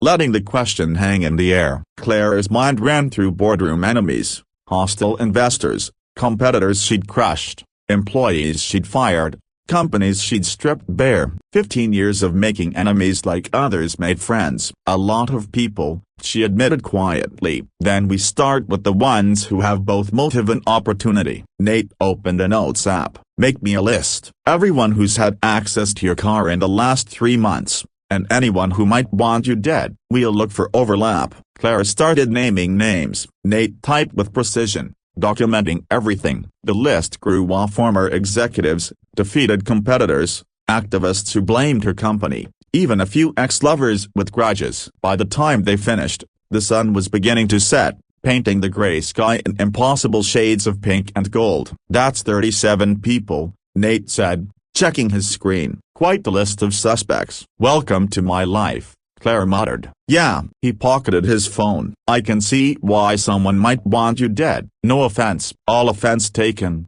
Claire said dryly. "Daddy," Stella called from the picnic table. "I'm cold." "Okay, baby, we're coming." Nate looked at Claire. "I need to get her home, but I'll work on the car tonight. See if I can find more evidence of tampering." "And you?" He pointed at her. "You need to be careful. No patterns, no routines. Mix up your schedule, your routes. Don't tell anyone where you're going before you go. Don't trust anyone completely." "That's already my life," Claire said. "Then trust one person." Nate held her gaze. "Trust me. If something feels wrong, if anything seems suspicious, you call me immediately. Day or night. Doesn't matter if it's 3 in the morning, you call me." "Why would you do that?" "Disrupt your life for someone you barely know." "Because Stella made you cry," Nate said simply. "And the only people who cry when my daughter talks about good things are people who've forgotten what good things feel like." "That means you're not too far gone. That means you're worth saving." He turned and began gathering Stella, her homework, and her colored pencils, moving with effortless efficiency. The little girl waved goodbye over his shoulder, and Claire waved back. watching them disappear into the shop. And for the first time in a long while, Claire stood alone in the parking lot, the gray sky above, and felt the quiet weight of what had just begun. Claire stood in that parking lot as the light faded, the chill of the Seattle evening settling around her, and the city began its nightly transformation. She thought about good things: her mother braiding her hair, a mechanic who saw past her armor, a little girl who believed everyone deserved a list. It wasn't much, but it was a start. She pulled out her phone and opened her notes app. At the top of a blank page, she typed good things. Underneath, 1. My mother's hands in my hair. She stared at it a long moment, then added 2. People who fix broken things. It felt incomplete, nothing like the meticulous, strategic list she usually made. But Stella had said to start with one good thing, and Claire had found 2. That had to count for something. She called an Uber and waited as darkness thickened around her. When Nate's text buzzed through confirming she had arrived home safely as stay vigilante, Claire felt a warmth bloom in her chest. Maybe that could be number 3 on her list. People who check on you without being asked. The Uber arrived. She climbed in, gave her address to a driver who neither recognized nor cared about her, and as the car pulled away from Davies Automotive, she glanced back one last time at the small shop with its faded sign and ordinary cars in for ordinary repairs. She wondered what it would be like to have an ordinary life, feel worry about oil changes instead of assassins, make lists of good things instead of quarterly projections, hold someone's hand and feel safe instead of powerful. She wondered if it was too late to learn. Her phone buzzed again. A news alert: Montgomery Industries stock price, market fluctuations, investor confidence. Clara dismissed it without reading. For the first time in 15 years, she didn't care. She opened her notes app instead and stared at her list. 2 good things in a life that should have had hundreds. By the time the Uber dropped her off at her building, Claire had made a decision. She didn't know who was trying to kill her or why, didn't know if Nate could help her find out, didn't know if she could become the kind of person who deserved saving. But she was going to try because somewhere in Seattle, a little girl with a broken heart was coloring pictures, checking exits, and believing that good people could win. Claire Montgomery was tired of being the villain in her own story. She rode the elevator up to her penthouse, unlocked her door, and went straight to her desk. The old spark plug still sat there, the worthless metal Nate had given her as a reminder. Fuel, air, spark, the basic elements of combustion. She picked it up, felt its weight and potential in her hand, then set it down beside her laptop and got to work. If someone wanted her dead, they'd left traces, digital footprints, paper trails, patterns hidden in chaos. Claire had spent 15 years finding what others tried to hide. It was time to put those skills to better use. She worked through the night, cross-referencing employee records with security logs, hunting for anomalies in her schedule, digging into maintenance company hiring records, and tracing insurance claims. No answers yet, just the right questions. Who had accessed her parking garage the day before the fire? Why had the maintenance company replaced an employee 3 weeks ago without notice? Where had that employee come from, and who recommended them? Questions stacked like kindling, waiting for a spark. Somewhere in the city, someone else was awake to a watching, waiting, planning. The first attempt had failed, but failure was just information. Next time, they'd succeed. They had to. Too much was riding on Claire Montgomery's death to stop now. At 2:17 a.m., her phone lit up. Nate. Her heart leapt. Late-night calls meant emergencies, meant trouble, meant everything could change in a single second. What happened? She asked without greeting. I need you at the shop, Nate said, voice tight, controlled, the tone of someone holding back panic. Stella, is she?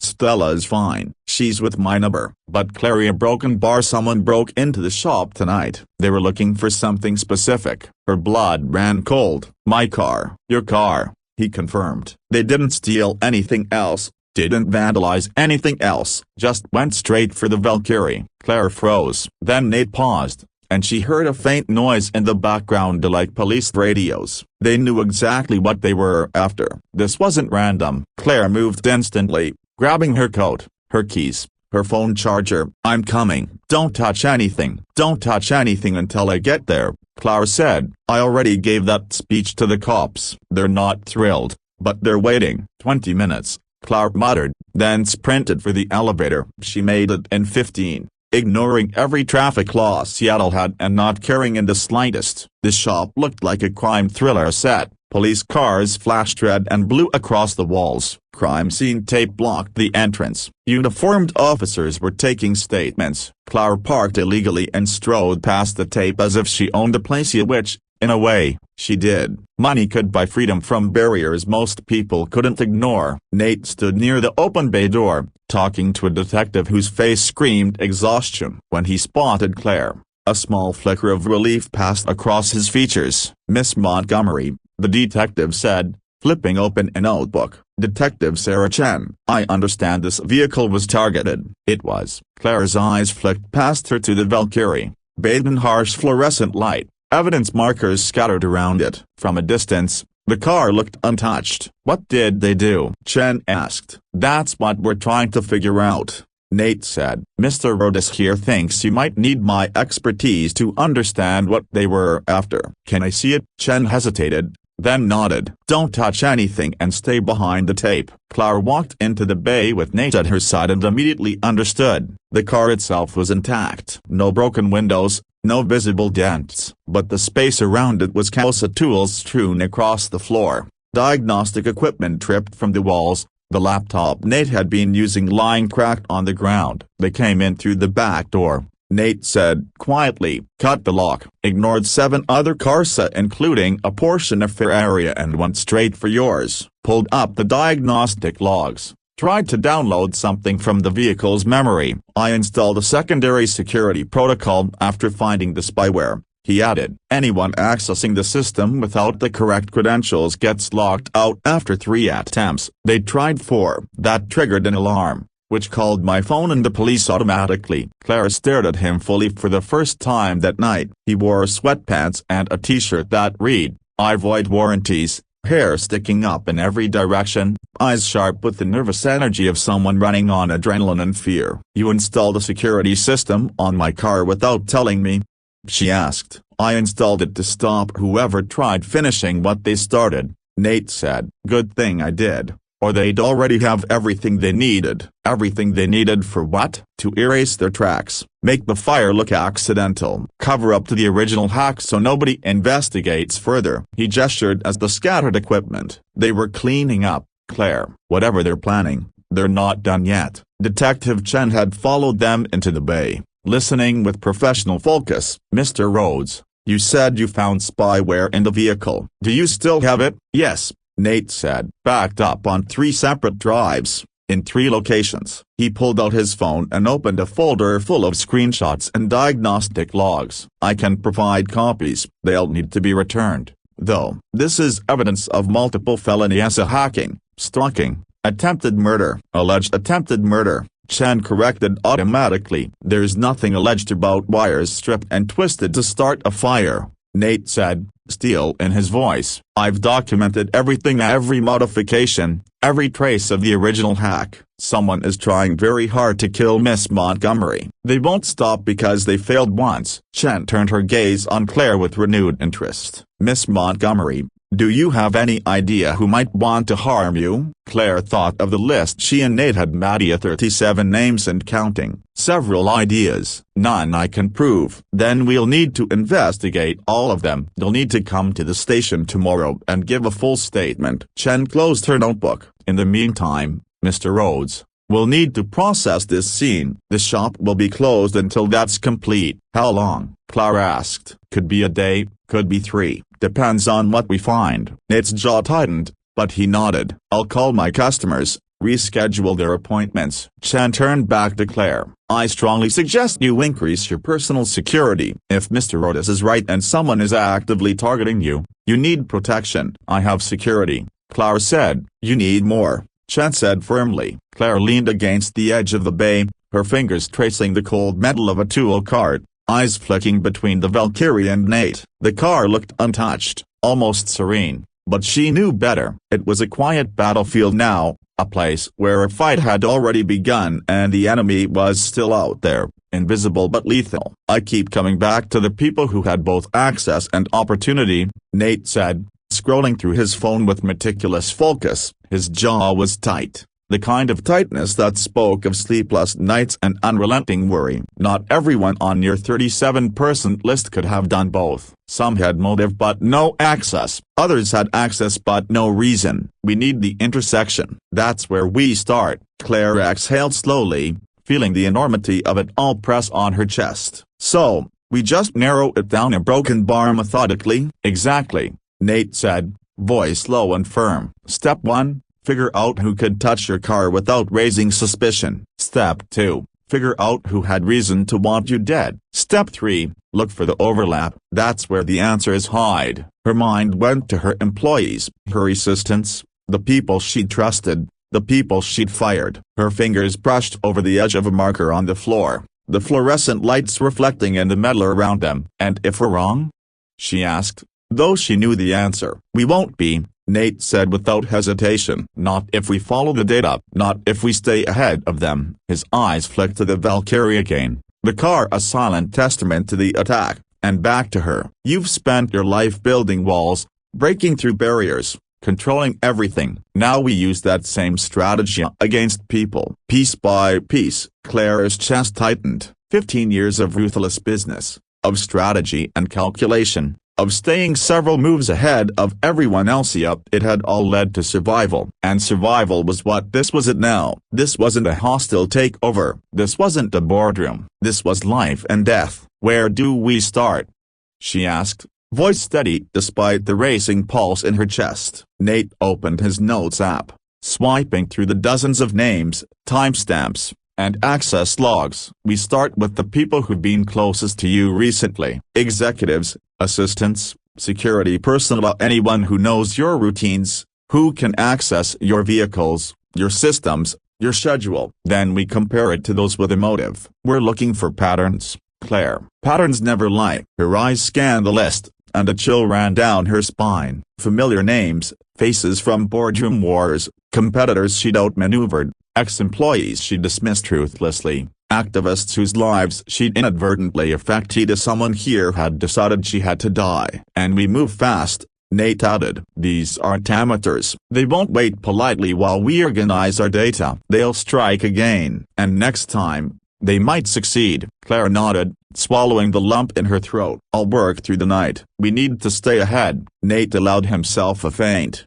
approving smile. Good. I'll dig through the technical side, tracing every digital footprint, every unusual access point, any anomaly that could tell us who's bold enough to attempt this again. She exhaled, the tension in her shoulders tightening and loosening in waves. This wasn't strategy. This wasn't negotiation. This was survival. And yet, she felt alive in a way she hadn't in years. The adrenaline, the fear, the relentless focus. It was a clarity that business meetings and boardroom deals had never given her. Together, they began the painstaking work. Claire cross-referenced employee logs with security camera timestamps. Nate combed through diagnostic logs, searching for discrepancies, anything that would reveal a footprint of the saboteur. Every click of the mouse, every scribbled note, every name highlighted was another thread in the web they were unraveling. Hours passed. Outside, Seattle slept under the gray blanket of night, neon lights flickering against the damp streets. But inside the shop,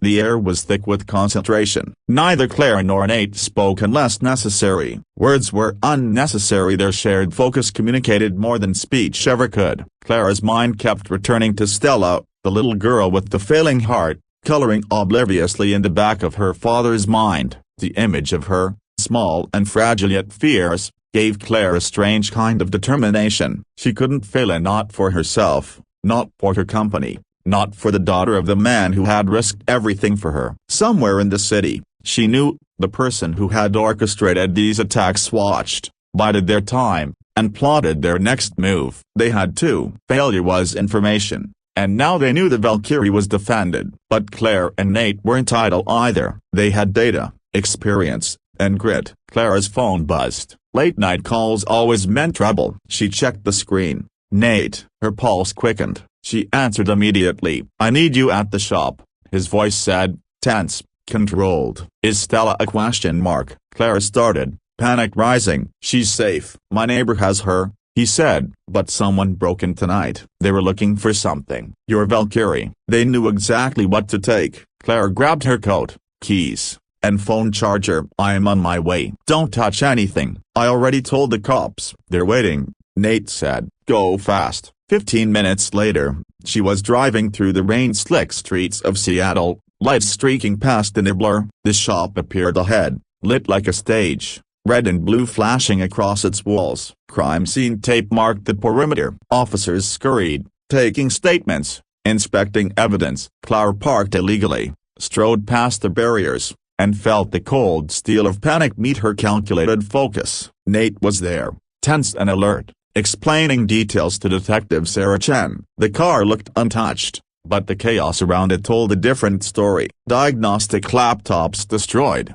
tools scattered, secondary security protocols triggered. Whoever had come knew exactly what they wanted, whoever they were. They weren't amateurs, they were cleaning up, Nate said quietly. Whatever they're planning, they're not finished. Claire's heart raced, fear mixing with resolve. Then we catch them first, she said firmly. Detective Chen looked at Claire, then back at Nate. Miss Montgomery, you understand the severity. This wasn't random. They have skill, planning, and motive. You need protection. Claire nodded. I'll make arrangements. Nate's voice softened, almost tender. Claire, you probably just saved your life tonight. Maybe delayed the inevitable, but it counts. Claire met his eyes, seeing the exhaustion, the fear, the care. He cared for her life, not for money, not for obligation, but because somewhere along the way, she'd become someone worth protecting. Claire squared her shoulders. Then we figure it out faster. Every name on that list,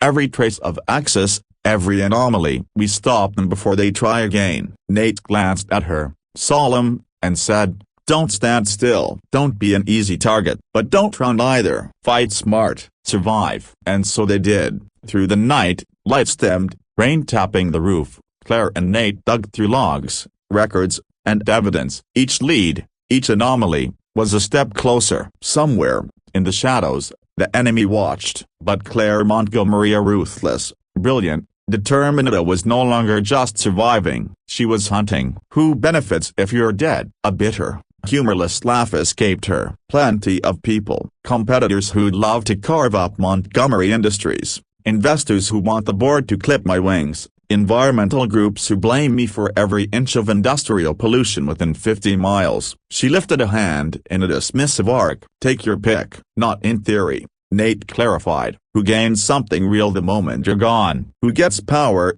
money, access instantly? The question hung between them, heavy and sharp. Claire's brain shifted gears, going methodically through estate plans, corporate succession structures, her will. All the legal frameworks she'd crafted years ago. If I die, she murmured, control of the company goes to the executive board until a new CEO is appointed. My personal assets go to charity. My shares are distributed according to my estate documents. Her voice slowed as a realization formed. My COO, she said at last. Marcus Webb. He's next in line. He's been arguing for months that I'm too aggressive. He wants more authority. More broken bar everything. Does he have any kind of technical background? Nate pressed. Engineering? Cybersecurity? No, Claire replied. Finance guy. MBA from Wharton. Built his career in acquisitions and balance sheets. Then he'd need someone who can do the dirty work. Nate's tone sharpened. Someone who can break into your systems, hack your car. Claire's mind flicked to Marcus's inner circle, people he'd hired. People she'd approved without looking too closely. His chief of staff, she said slowly, used to work in IT security. Before that, he was doing cyber work at a defense contractor. Nate's posture shifted. Name: Davida Broken Bar Chang. She pulled up her company directory, scrolling quickly. David Chang, 32, MIT grad, 5 years at Lockheed before Marcus brought him on. Does he have access to your calendar? Nate asked. Already typing. Yes, the whole executive team does. They see my schedule for coordination. What about the parking garage? He pressed. Claire thought back to the logs. I'd have to double check, but executive staff usually get clearance. Marcus has been to my building 100 times. Nate nodded, assembling the pieces. So we have motive. Marcus wants your job. And we have someone with skills and access. David. He paused. Now we need evidence. How? Clara asked. We push them. Nate said simply. Make them feel cornered. Her eyes narrowed. Meaning, they broke in tonight because they're afraid. They think you found something that could expose them. If we let them believe you're close to identifying them, they'll rush. They'll screw up. Or, Clara said quietly, they'll try to kill me faster. That's why, Nate said, looking her dead in the eye. You're going to disappear. Clara blinked. Excuse me? Not permanently, not literally, but you need to become impossible to track. A hotel hopping, no credit cards, no predictable routine, cash only. No one can know where you are. Her stomach twisted. Running wasn't in her vocabulary. She faced problems head on. She crushed obstacles. She didn't vanish. Nate softened his tone,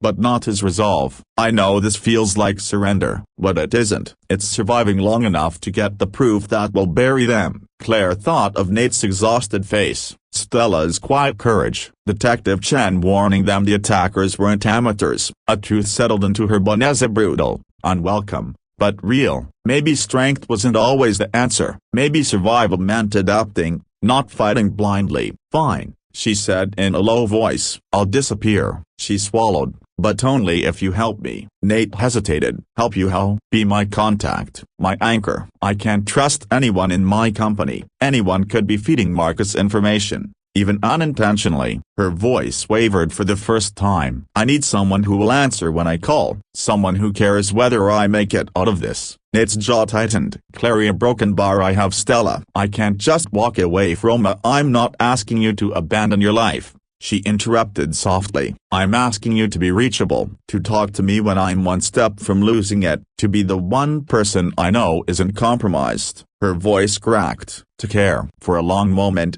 he said nothing. She could see the storm inside him, a duty to his daughter, fear for her, the impossible weight of both. Finally, he exhaled. Okay, he said, but you have to promise me something. What? That you actually let me help, Nate said quietly. No pride, no stubbornness, no pretending you're invincible. Nate didn't soften his tone. No more of this say I can handle it alone nonsense. If I tell you to get out, you get out. If I say disappear, you vanish. If I say you're in danger, you don't argue, you listen. His voice carried a hard edge, sharp with anger and fear. Because I can't protect you if you insist on standing in your own line of fire. And I refuse to lose another person I care about just because they were too stubborn to admit they needed help. That final word, another hung between them like smoke. Clara felt the meaning settle into place. His wife. He'd lost her, and for reasons neither of them had ever spoken aloud.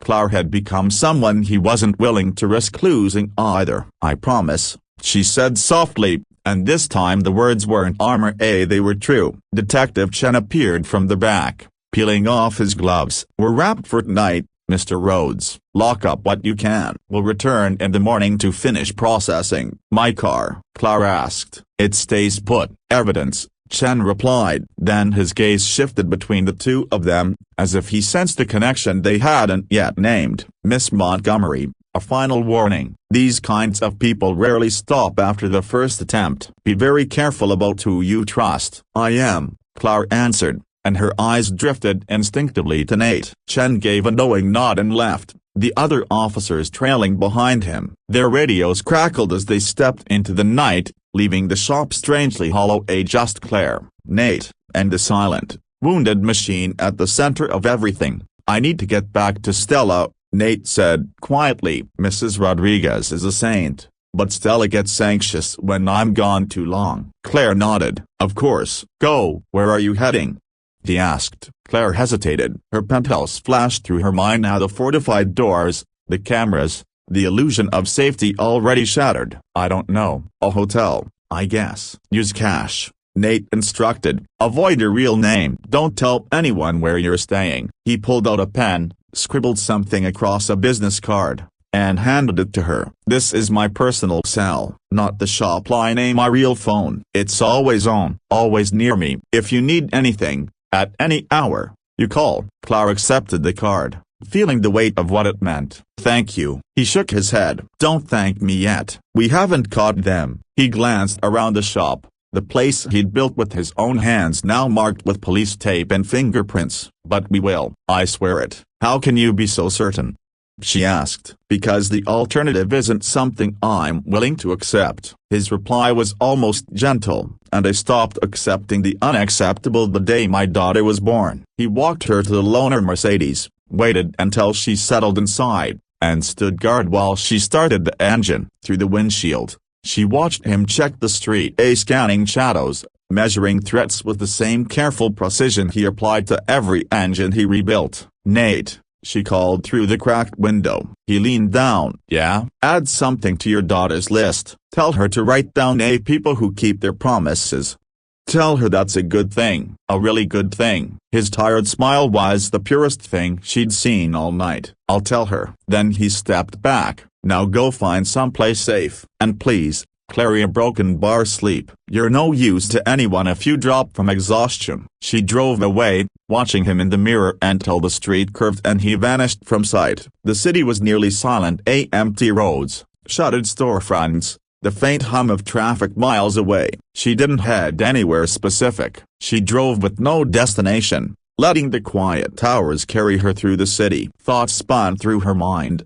Good things, dangerous people, and the strange, stubborn mechanic who had somehow become the tether keeping her from unraveling completely. Eventually she stopped at a small, forgettable hotel near the university, a place for visiting professors and grad students, the kind of establishment where guests paid in cash and clerks didn't bother with questions. The overnight attendant barely glanced at her fake name, just took the bills and slid her a keycard. Her room was bland, beige walls, faded artwork, furniture older than her company, but it felt removed from everything, unremarkable enough to feel safe. Claire lay on top of the covers, still dressed, adrenaline fighting against exhaustion. She opened the Notes app on her phone. Her list of good things had only 2 entries. She added a third: people who answer their phones at 2 a.m. Then she stared at the ceiling, thinking of Marcus Webb, David Chang, and the long list of others who might want her gone, thinking about motive,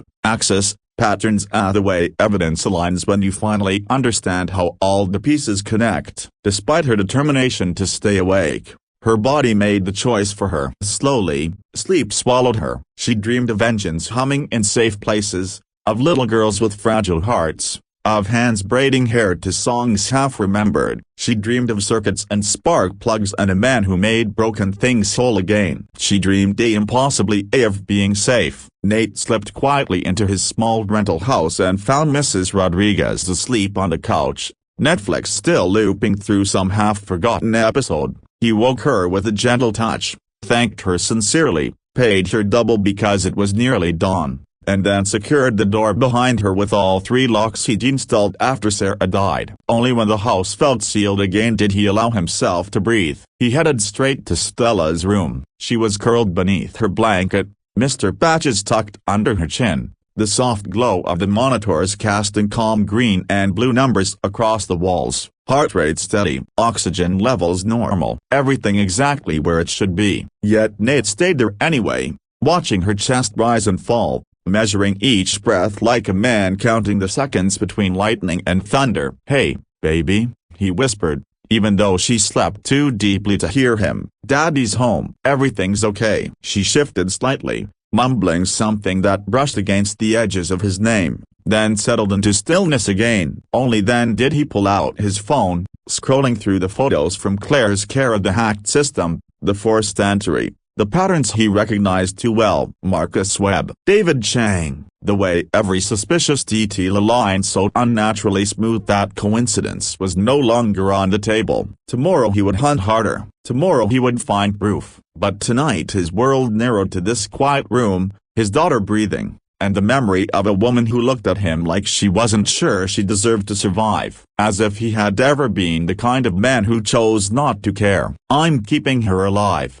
Sarah, he whispered into the space where his wife once existed. Both of them. I don't know how yet, but I will. It was a promise, carved deep, the kind he never broke. A soft cough from Stella snapped him to attention. His hand went immediately to her wrist to check her pulse. Normal, perfectly normal. He kissed her forehead, lingering for a moment, then retreated to his room. He sat on the edge of his bed staring at his phone, fighting the urge to call Claire just to confirm she made it somewhere safe. He didn't. She needed rest. They both did, but he placed the phone on the nightstand with the volume turned all the way up, waiting a bracelet for the moment she might need him again. Some promises outweighed sleep. Some people outweighed everything. Across the city, Seattle slept a victim and perpetrator, predator and protector all paused before the next chapter. In apartments and offices, in dim hallways and anonymous hotel rooms, the unseen game moved forward,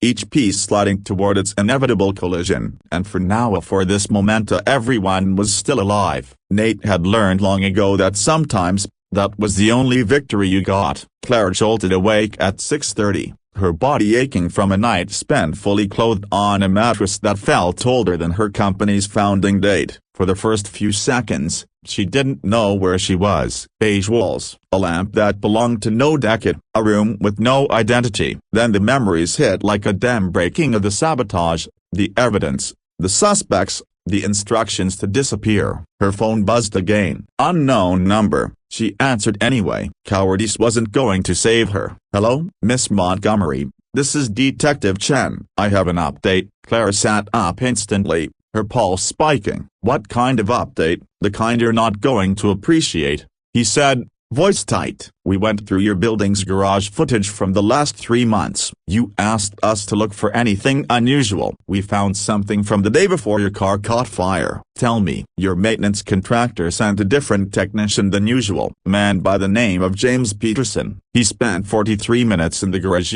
most of it focused on your vehicle. Clara felt her blood turn to ice. And James Peterson doesn't exist, Chen said flatly. The name, the license, the employment record are fabricated. Someone created a convincing enough identity to fool the building's background checks, but it collapses under any real verification. Her breath caught. Not random, not opportunistic, planned. Can you trace who created the fake identity? We're working on it. But whoever did this knows what they're doing. They understand your building's security protocols. They know the maintenance rotation schedule. They use the method specifically designed to blend in. Chen paused, letting his next words carry their full weight. Miss Montgomery, someone infiltrated your building for the sole purpose of accessing your car. This wasn't an attempt. This was a mission. Claire's voice steadied despite the tremor running through her chest. I'm staying somewhere safe. Good. Stay put. Don't go into the office. Don't fall into predictable routines. We're elevating this to an active threat,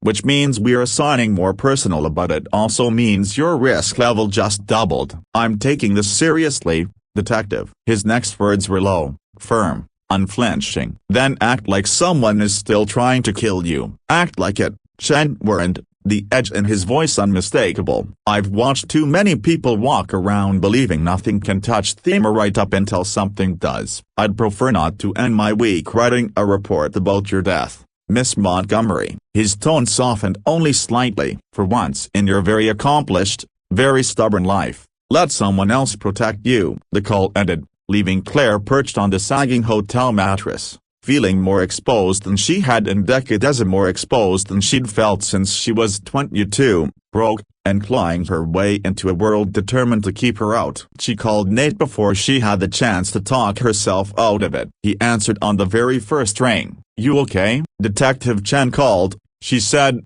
steadying her breath. The technician who accessed my car before the fire, he wasn't real. Fake name, fake paperwork, fake everything. Nate let out a sharp exhale. Then it wasn't random. This was orchestrated. Marcus and Alvida broken bar. They fit too many pieces. You really think so? I think it's likely. But we still need proof. His voice shifted, the background rustling marking the start of his morning routine. I went through your car's diagnostic logs again. Found something I didn't catch the first time. What did you find? The spyware installed on your vehicle wasn't just tracking you, he explained. It was transmitting your movements to a remote server. Every destination, every route, every passenger who sat in the car with you. It was full-scale surveillance. A chill washed over her. Can you trace where it was sending the data? Already did. Took most of the night, but I followed it through 3 proxy servers all the way to a server farm in Nevada. He paused. And guess who has an active contract with that facility? Clara felt the answer tightening around her like a vice. Who? Montgomery Industries. Nate said. Specifically, your IT department. The only way this happened is if someone inside your company had access. The realization hit hard, sharp, and undeniable. David Chang, IT background. Marcus's right-hand strategist. The man who handled internal systems like they were extensions of his own mind. Everything pointed in one direction. We should confront them, she said. No, Nate said immediately, his tone firm enough to halt the thought mid-stride. We need evidence. Real, irrefutable evidence. Right now we're looking at digital trails and connections that any halfway decent attorney can swat away. We need something they can't talk their way out of. So how do we get at? I have an idea, he said slowly, but you're not going to like it. Tell me anyway. A pause stretched, heavy and deliberate as she could picture him choosing each word like he was defusing a bomb. We set the trap, he said at last. We make Marcus believe he's succeeded, that you're terrified,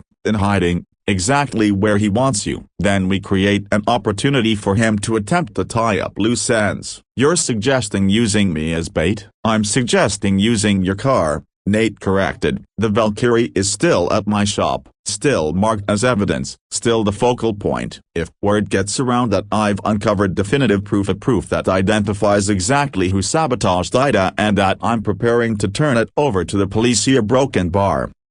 Claire's heartbeat quickened. She could see the blueprint forming. Marcus panics, she said. He sends David to destroy the evidence, or he comes himself. And when he does, Nate finished, we'll be there. Cameras, witnesses, Chan's team ready to move. Ironclad proof. His voice remained steady, but she could hear the strain beneath it. A danger measured, accepted, prepared for. It's risky, he admitted. If they stay rational, they'll recognize the setup, but people who feel the walls closing and don't stay rational, panic makes them sloppy, and sloppy gets them caught. Clara murmured. Exactly. She weighed the risks, a life-threatening risks, against the alternative of living forever in the shadow of what-ifs and unseen threats, against giving Marcus and David the satisfaction of fear. Okay, she said, let's do it. What do you need from me? Stay hidden, stay safe, and trust me. His voice lowered. Can you do that, Claire? Can you actually trust me to handle this? It wasn't a simple question. Trust required surrendering control, something she had spent a lifetime avoiding. Trust meant vulnerability. Trust meant admitting she couldn't power her way through everything. But she'd promised. She'd meant it then. She meant it more now. I trust you, she said quietly. Completely. Good, he replied. I'll call when everything's in motion. Nate? Yeah? Be careful. If my instincts about Marcus are right, a broken bar, he's not going to stop. For 3 years he's wanted my job, she said bitterly. He won't let any or you stand between him and the CEO position. Nate's response was calm, unwavering. Claire, I'm not just a mechanic. Before all this, I designed systems that help put satellites into orbit. His tone sharpened with confidence. I can handle one power-hungry executive. She believed him. She didn't want to, but she did. When the call ended, she sat in the bland, anonymous room that felt too small for the storm her life had become. She hated being sidelined, hated hiding while someone else fought on her behalf. But maybe, just maybe, strength wasn't always about doing everything alone. Maybe strength sometimes meant letting someone stand beside you, not behind you. And for the first time in years, she let herself exhale. Clara stared at her phone again, scrolling through her notes app. Her small list of good things, a 3 fragile entries, felt utterly insufficient. She added another,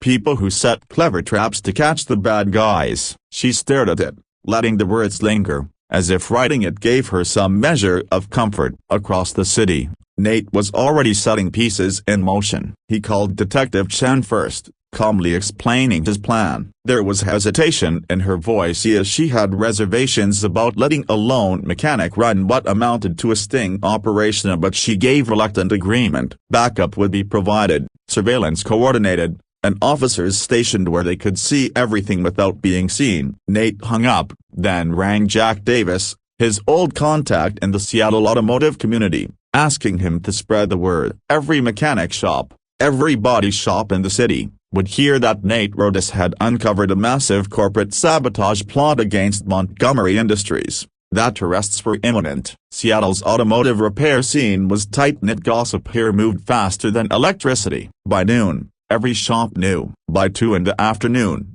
the story had reached the financial district. By 4, Marcus Webb was already making frantic phone calls. Nate spent the rest of the afternoon preparing. He transported Stella to Mrs. Rodriguez's house, leaving strict instructions: no visitors, no answering questions, call 911 immediately if something felt off. He kissed his daughter goodbye, ignoring the anxious flicker in her eyes, promising her he'd be home before bedtime. Then he returned to the shop, calm on the outside, but his mind a whirlwind of anticipation. Detective Chen had deployed plainclothes officers strategically. One sat in the Vietnamese restaurant next door, another in a parked car down the street, a third inside the shop disguised as a customer collecting a vehicle. Cameras hidden in the rafters transmitted everything to Nate's laptop. The trap was perfectly positioned. Now, all they needed was someone to take the bait. Night fell. The other mechanics left for the evening. The neighborhood settled into its mundane rhythm.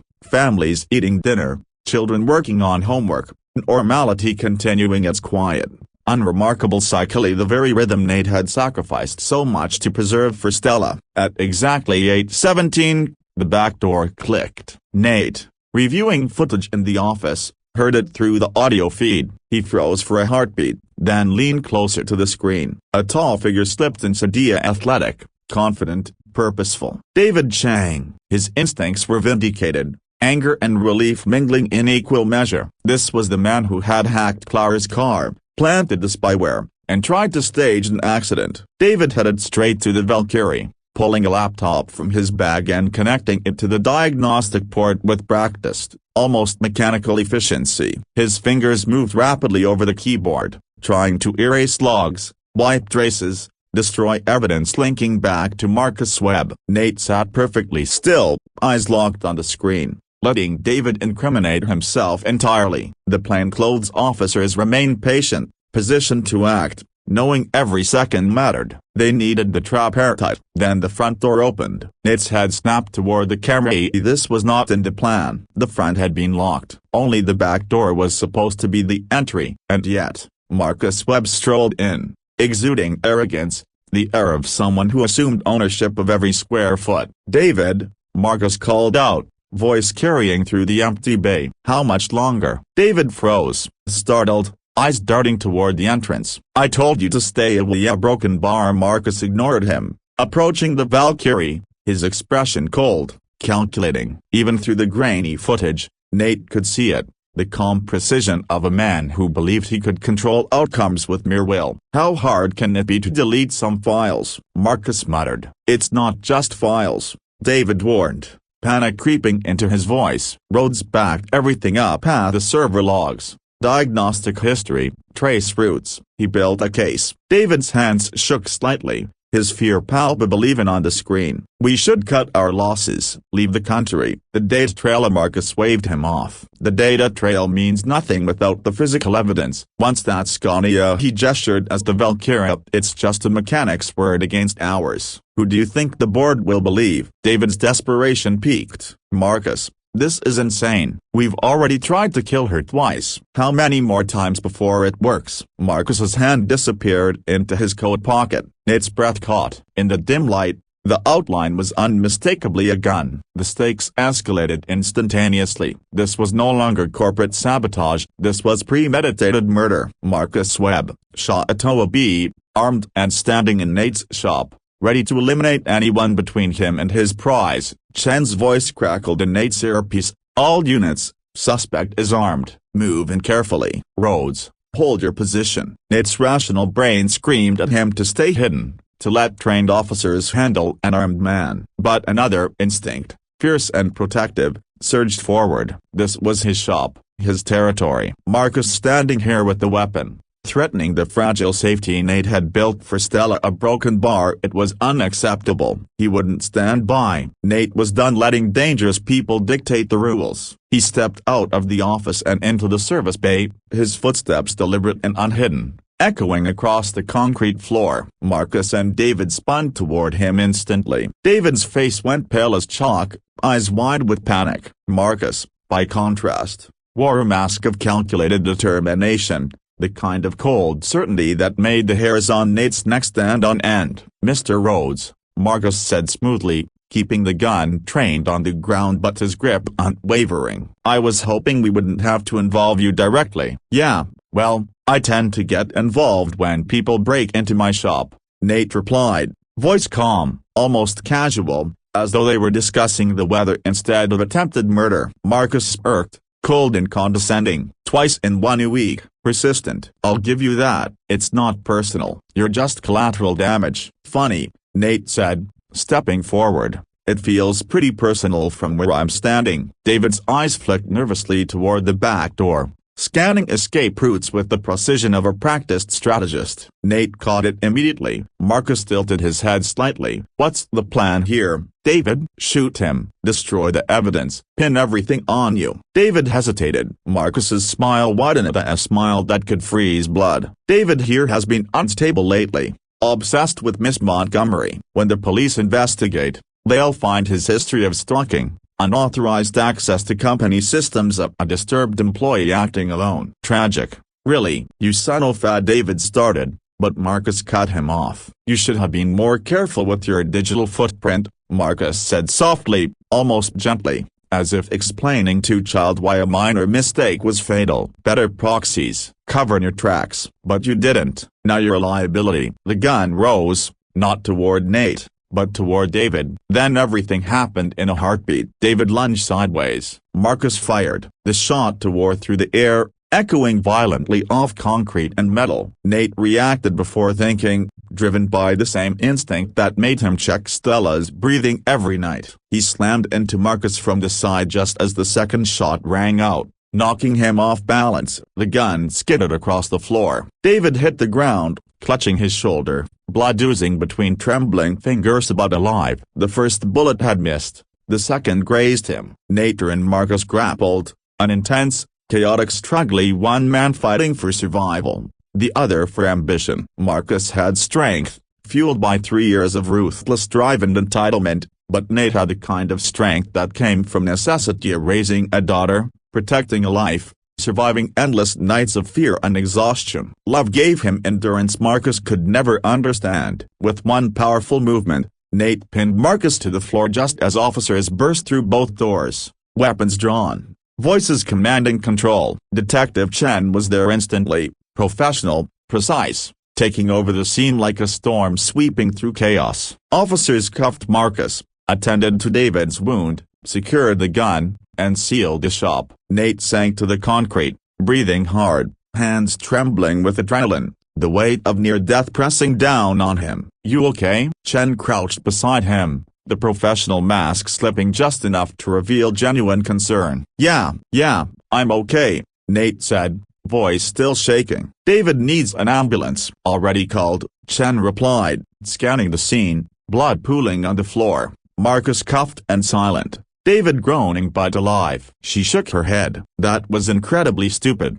Rhodes. You could have been killed." "I know," he said quietly. "Then why did you do it?" Nate thought of Stella, her lists of good things, Claire and her broken spark plug, and the memory of his dead wife's voice, "Always do the right thing because someone has to." "I was here," he said simply. Chen studied him for a long beat, then nodded, as if in her world that explanation made sense. "We'll need a full statement. Deposition. Everything that happened." "Can I make a phone call first?" Nate asked, still reeling. "Make it quick." Trembling fingers pulled out his phone. He called Claire. She answered before the first ring finished, voice taut with worry. "Tell me you're okay." "I'm okay. It's over. They're both in custody." Marcus had a gun. "They're arrested." Her exhale was long. Shaky relief. You're sure you're okay? Not hurt? I'm fine. Shaken, but fine. Nate glanced at the blood on the floor, at David's shoulder, and the near miss that could have been his hand. Claire, I need you to do something for me. Anything. Come to the shop. Not now. Wait until I text you that it's safe. But come. There's something I need to give you. What? You'll see. He ended the call and spent the next 2 hours giving his statement to Detective Chen, watching paramedics load David Chang onto a stretcher, and witnessing the chaos transform into controlled order. Nate watched Marcus Webb sit in the back of a police car, his perfectly tailored suit a sharp contrast to the ruin of his ambitions. For the second time in a week, the shop had become a crime scene, but this time, it carried resolution instead of lingering questions. By midnight, the police had wrapped up. By 12:30 a.m., Nate had scrubbed the blood from the concrete floor, swung open the bay doors, and let fresh air chase away the lingering scent of gunpowder and fear. By 1 a.m., he texted Claire, "It's safe." 20 minutes later, she arrived in the Mercedes Lancer,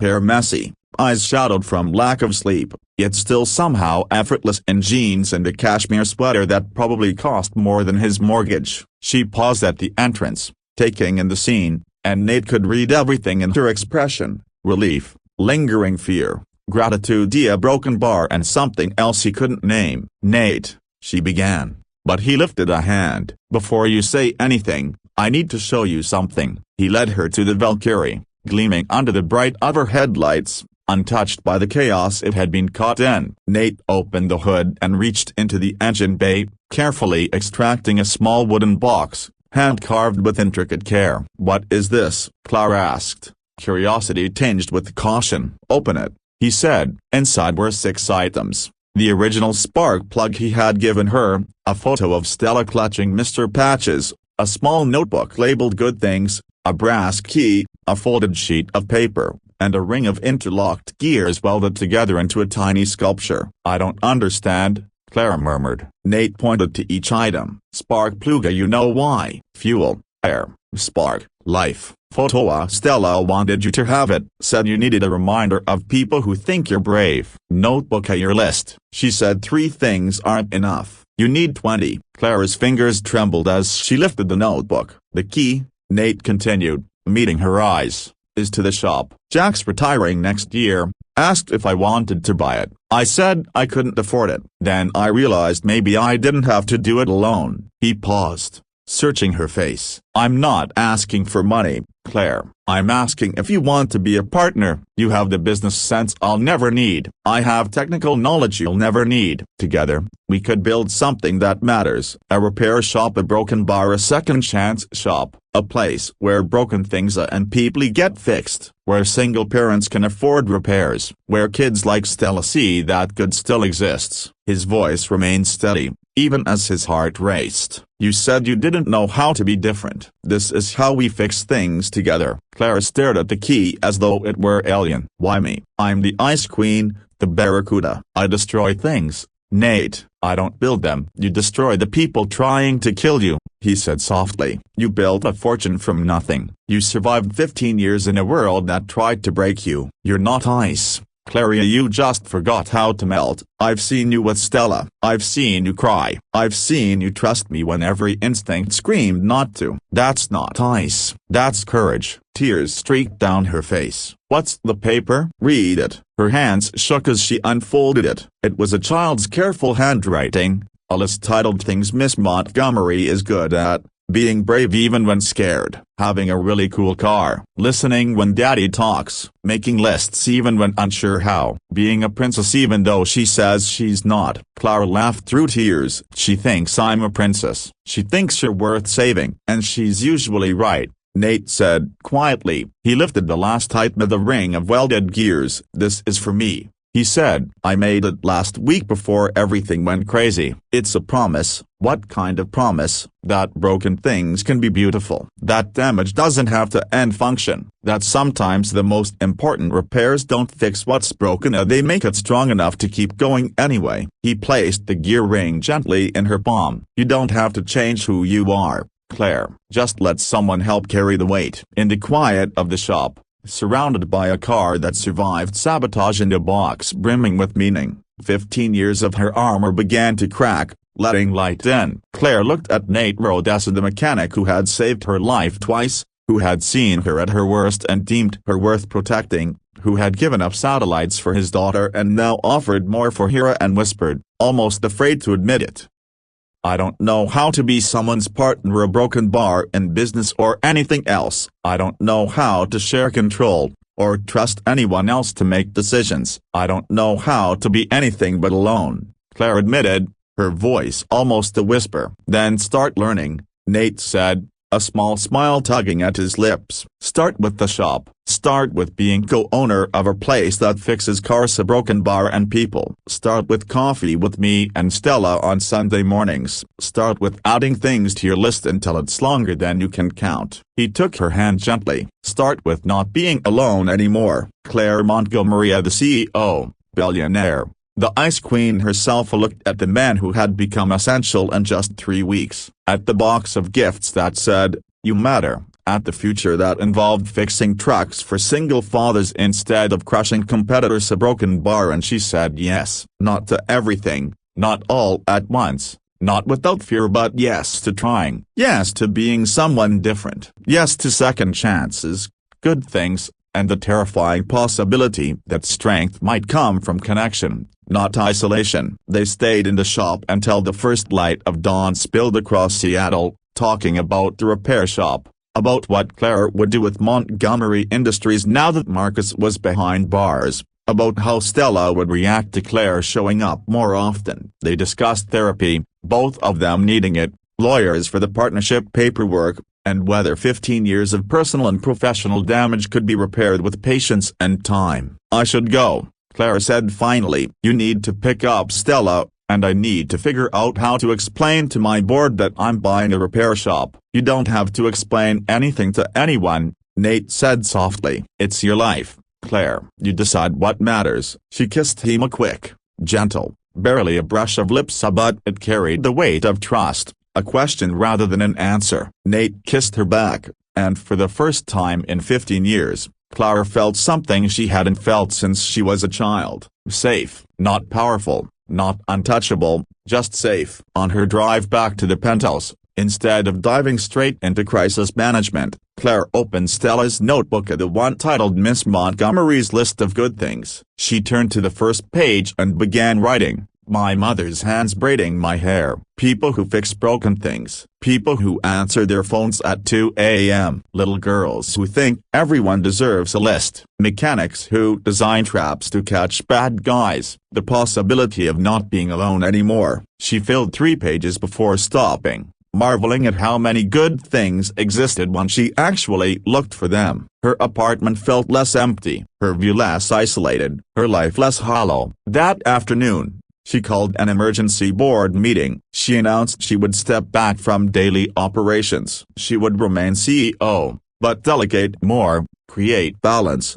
and pursue life beyond Montgomery Industries. Shocked, concerned, calculating, her board didn't know what to make of it. Claire didn't care. She was done living for anyone else's approval. That evening, she arrived at Nate's house with takeout and a teddy bear for Stella, a new friend for Mr. Patches. Stella squealed with delight, immediately naming it Miss Claire Bear, making Claire cry for the 3rd time in a week. Dinner at Nate's small kitchen table was unlike any business meal Claire had ever attended. No networking, no deals, no ulterior motives. Just a man, his daughter, and a woman learning how to be human again. I talked to your daddy about the shop, Claire said while they cleared dishes. We're going to be partners. I'll be around more. That's good, Stella said seriously. Daddy tries to do everything by himself, and that makes him tired. We can't have that. Who's going to fix all the broken things if he's too tired? You could help, Claire said. Stella looked up,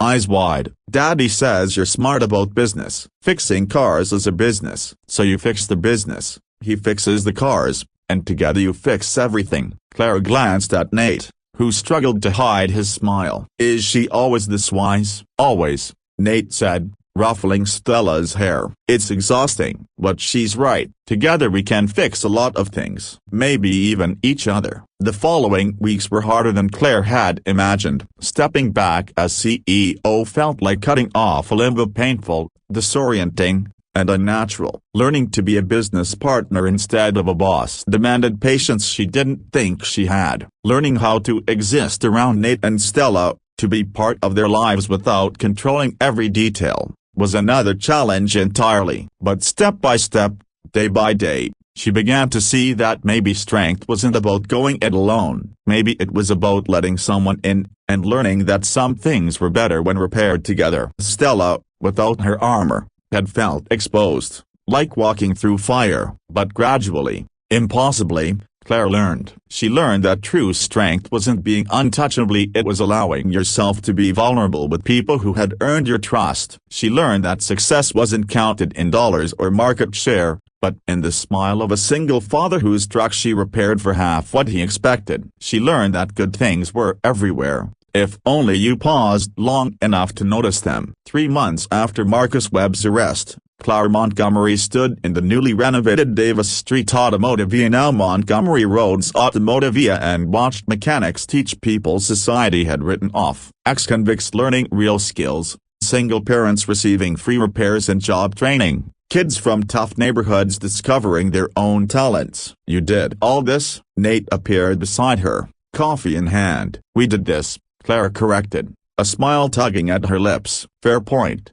he said, and the warmth she had come to know well bloomed in her chest. "Stella wants to know if you're coming to dinner Sunday," he continued. "She's making a list of good things from her week and wants to compare it to yours." "My list is up to 43 things," Claire said proudly. 43? Nate raised an eyebrow. "Mechanics who make terrible coffee but excellent partners," she replied. He laughed. "Not subtle at all." "Subtlety is overrated," Claire said, setting down her coffee and meeting his gaze. "Thank you." "For what?" "For seeing something worth saving when everyone else just saw the Ice Queen." "For fixing my car and my life." "For showing me that broken things can be beautiful." She touched the gear ring around her neck, always present, a reminder of promises, possibilities, and someone refusing to give up on her. Nate laced his fingers with hers. "You know what Stella asked me last night?" "What?" "She asked if you were going to be her bonus mom. Because,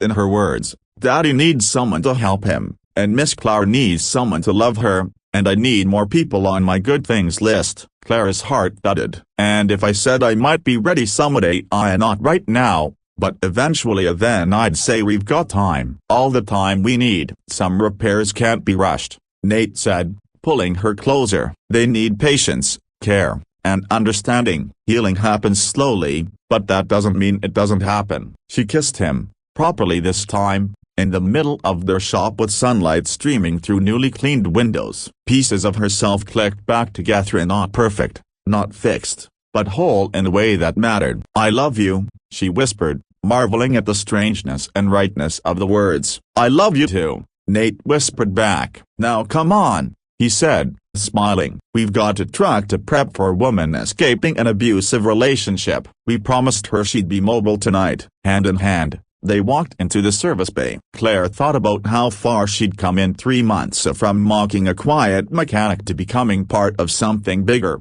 something meaningful. She thought about spark plugs, small victories, and little girls who saw possibilities instead of problems, and she added one more to her list: "The day I learned that the best repairs are the ones that break you open first." 6 months later, on a rare sunny Saturday in Seattle, Claire stood before 73 people, employees, friends, and community members, and made an announcement. "Montgomery Road's Automotive is expanding. We're opening 2 new locations, hiring 40 new staff, and launching a non-profit program to provide free automotive training to at-risk youth. And I'm retiring from Montgomery Industries. I'll keep my board seat, but I'm stepping down as CEO to focus full-time on teasing to build something that matters." The applause was deafening, but Claire barely noticed. She was looking at Nate, at Stella in the front row with Mr. Patches and Miss Claire Bear, at the family they had built together. "Since we're making announcements," Nate said, stepping forward, I have one too. He dropped to one knee. Claire's heart stopped. Claire Montgomery, you fixed my engine when it was running on empty. You gave my daughter someone to look up to. You turned a failing repair shop into a place that changes lives. Will you marry me and let me spend the rest of my life fixing things with you? The ring in his hand was crafted from tiny gears, industrial and beautiful. Broken pieces made art. Yes, Clara said through happy tears. Yes to everything. Yes to broken things being beautiful. Yes to good things lists. Yes to fixing the world one car at a time. Yes to not being alone anymore. Stella ran up, hugging them both, and Claire felt herself surrounded by love, warmth, and connection. 3 months ago, she had 2 items on her list of good things. Now she had hundreds. The shop stayed open late, buzzing with laughter, food, and stories about the lives they'd changed and would continue to change. Clara stood outside under the stars, holding Nate's hand, watching Stella teach other kids how to check oil and rotate tires. You know what's funny? Nate whispered. What? You came to my shop 3 months ago looking for someone to fix your car. Somehow, you ended up fixing everything else instead. Clara smiled. I think you've got that backward. You're the one who fixes things. Nate kissed her forehead. I just showed you where the tools were. You did the actual work. They stood together in the quiet, cooling Seattle evening, and Claire added one final item to her list. The moment I realized being broken wasn't the end of the story, it was the beginning of a better one. Behind them, the shop hummed with life. Engines turning over, each a small Victoria, a proof that broken things could run again if you just cared enough to fix them. And across town, a little girl added a new entry to her own list. 100. When good people win, because sometimes, against all odds, good people do win. All they had to do was be brave enough to let someone help out and wise enough to know that the best things in life, the really good things, were never the ones you could buy. They were the ones you built together.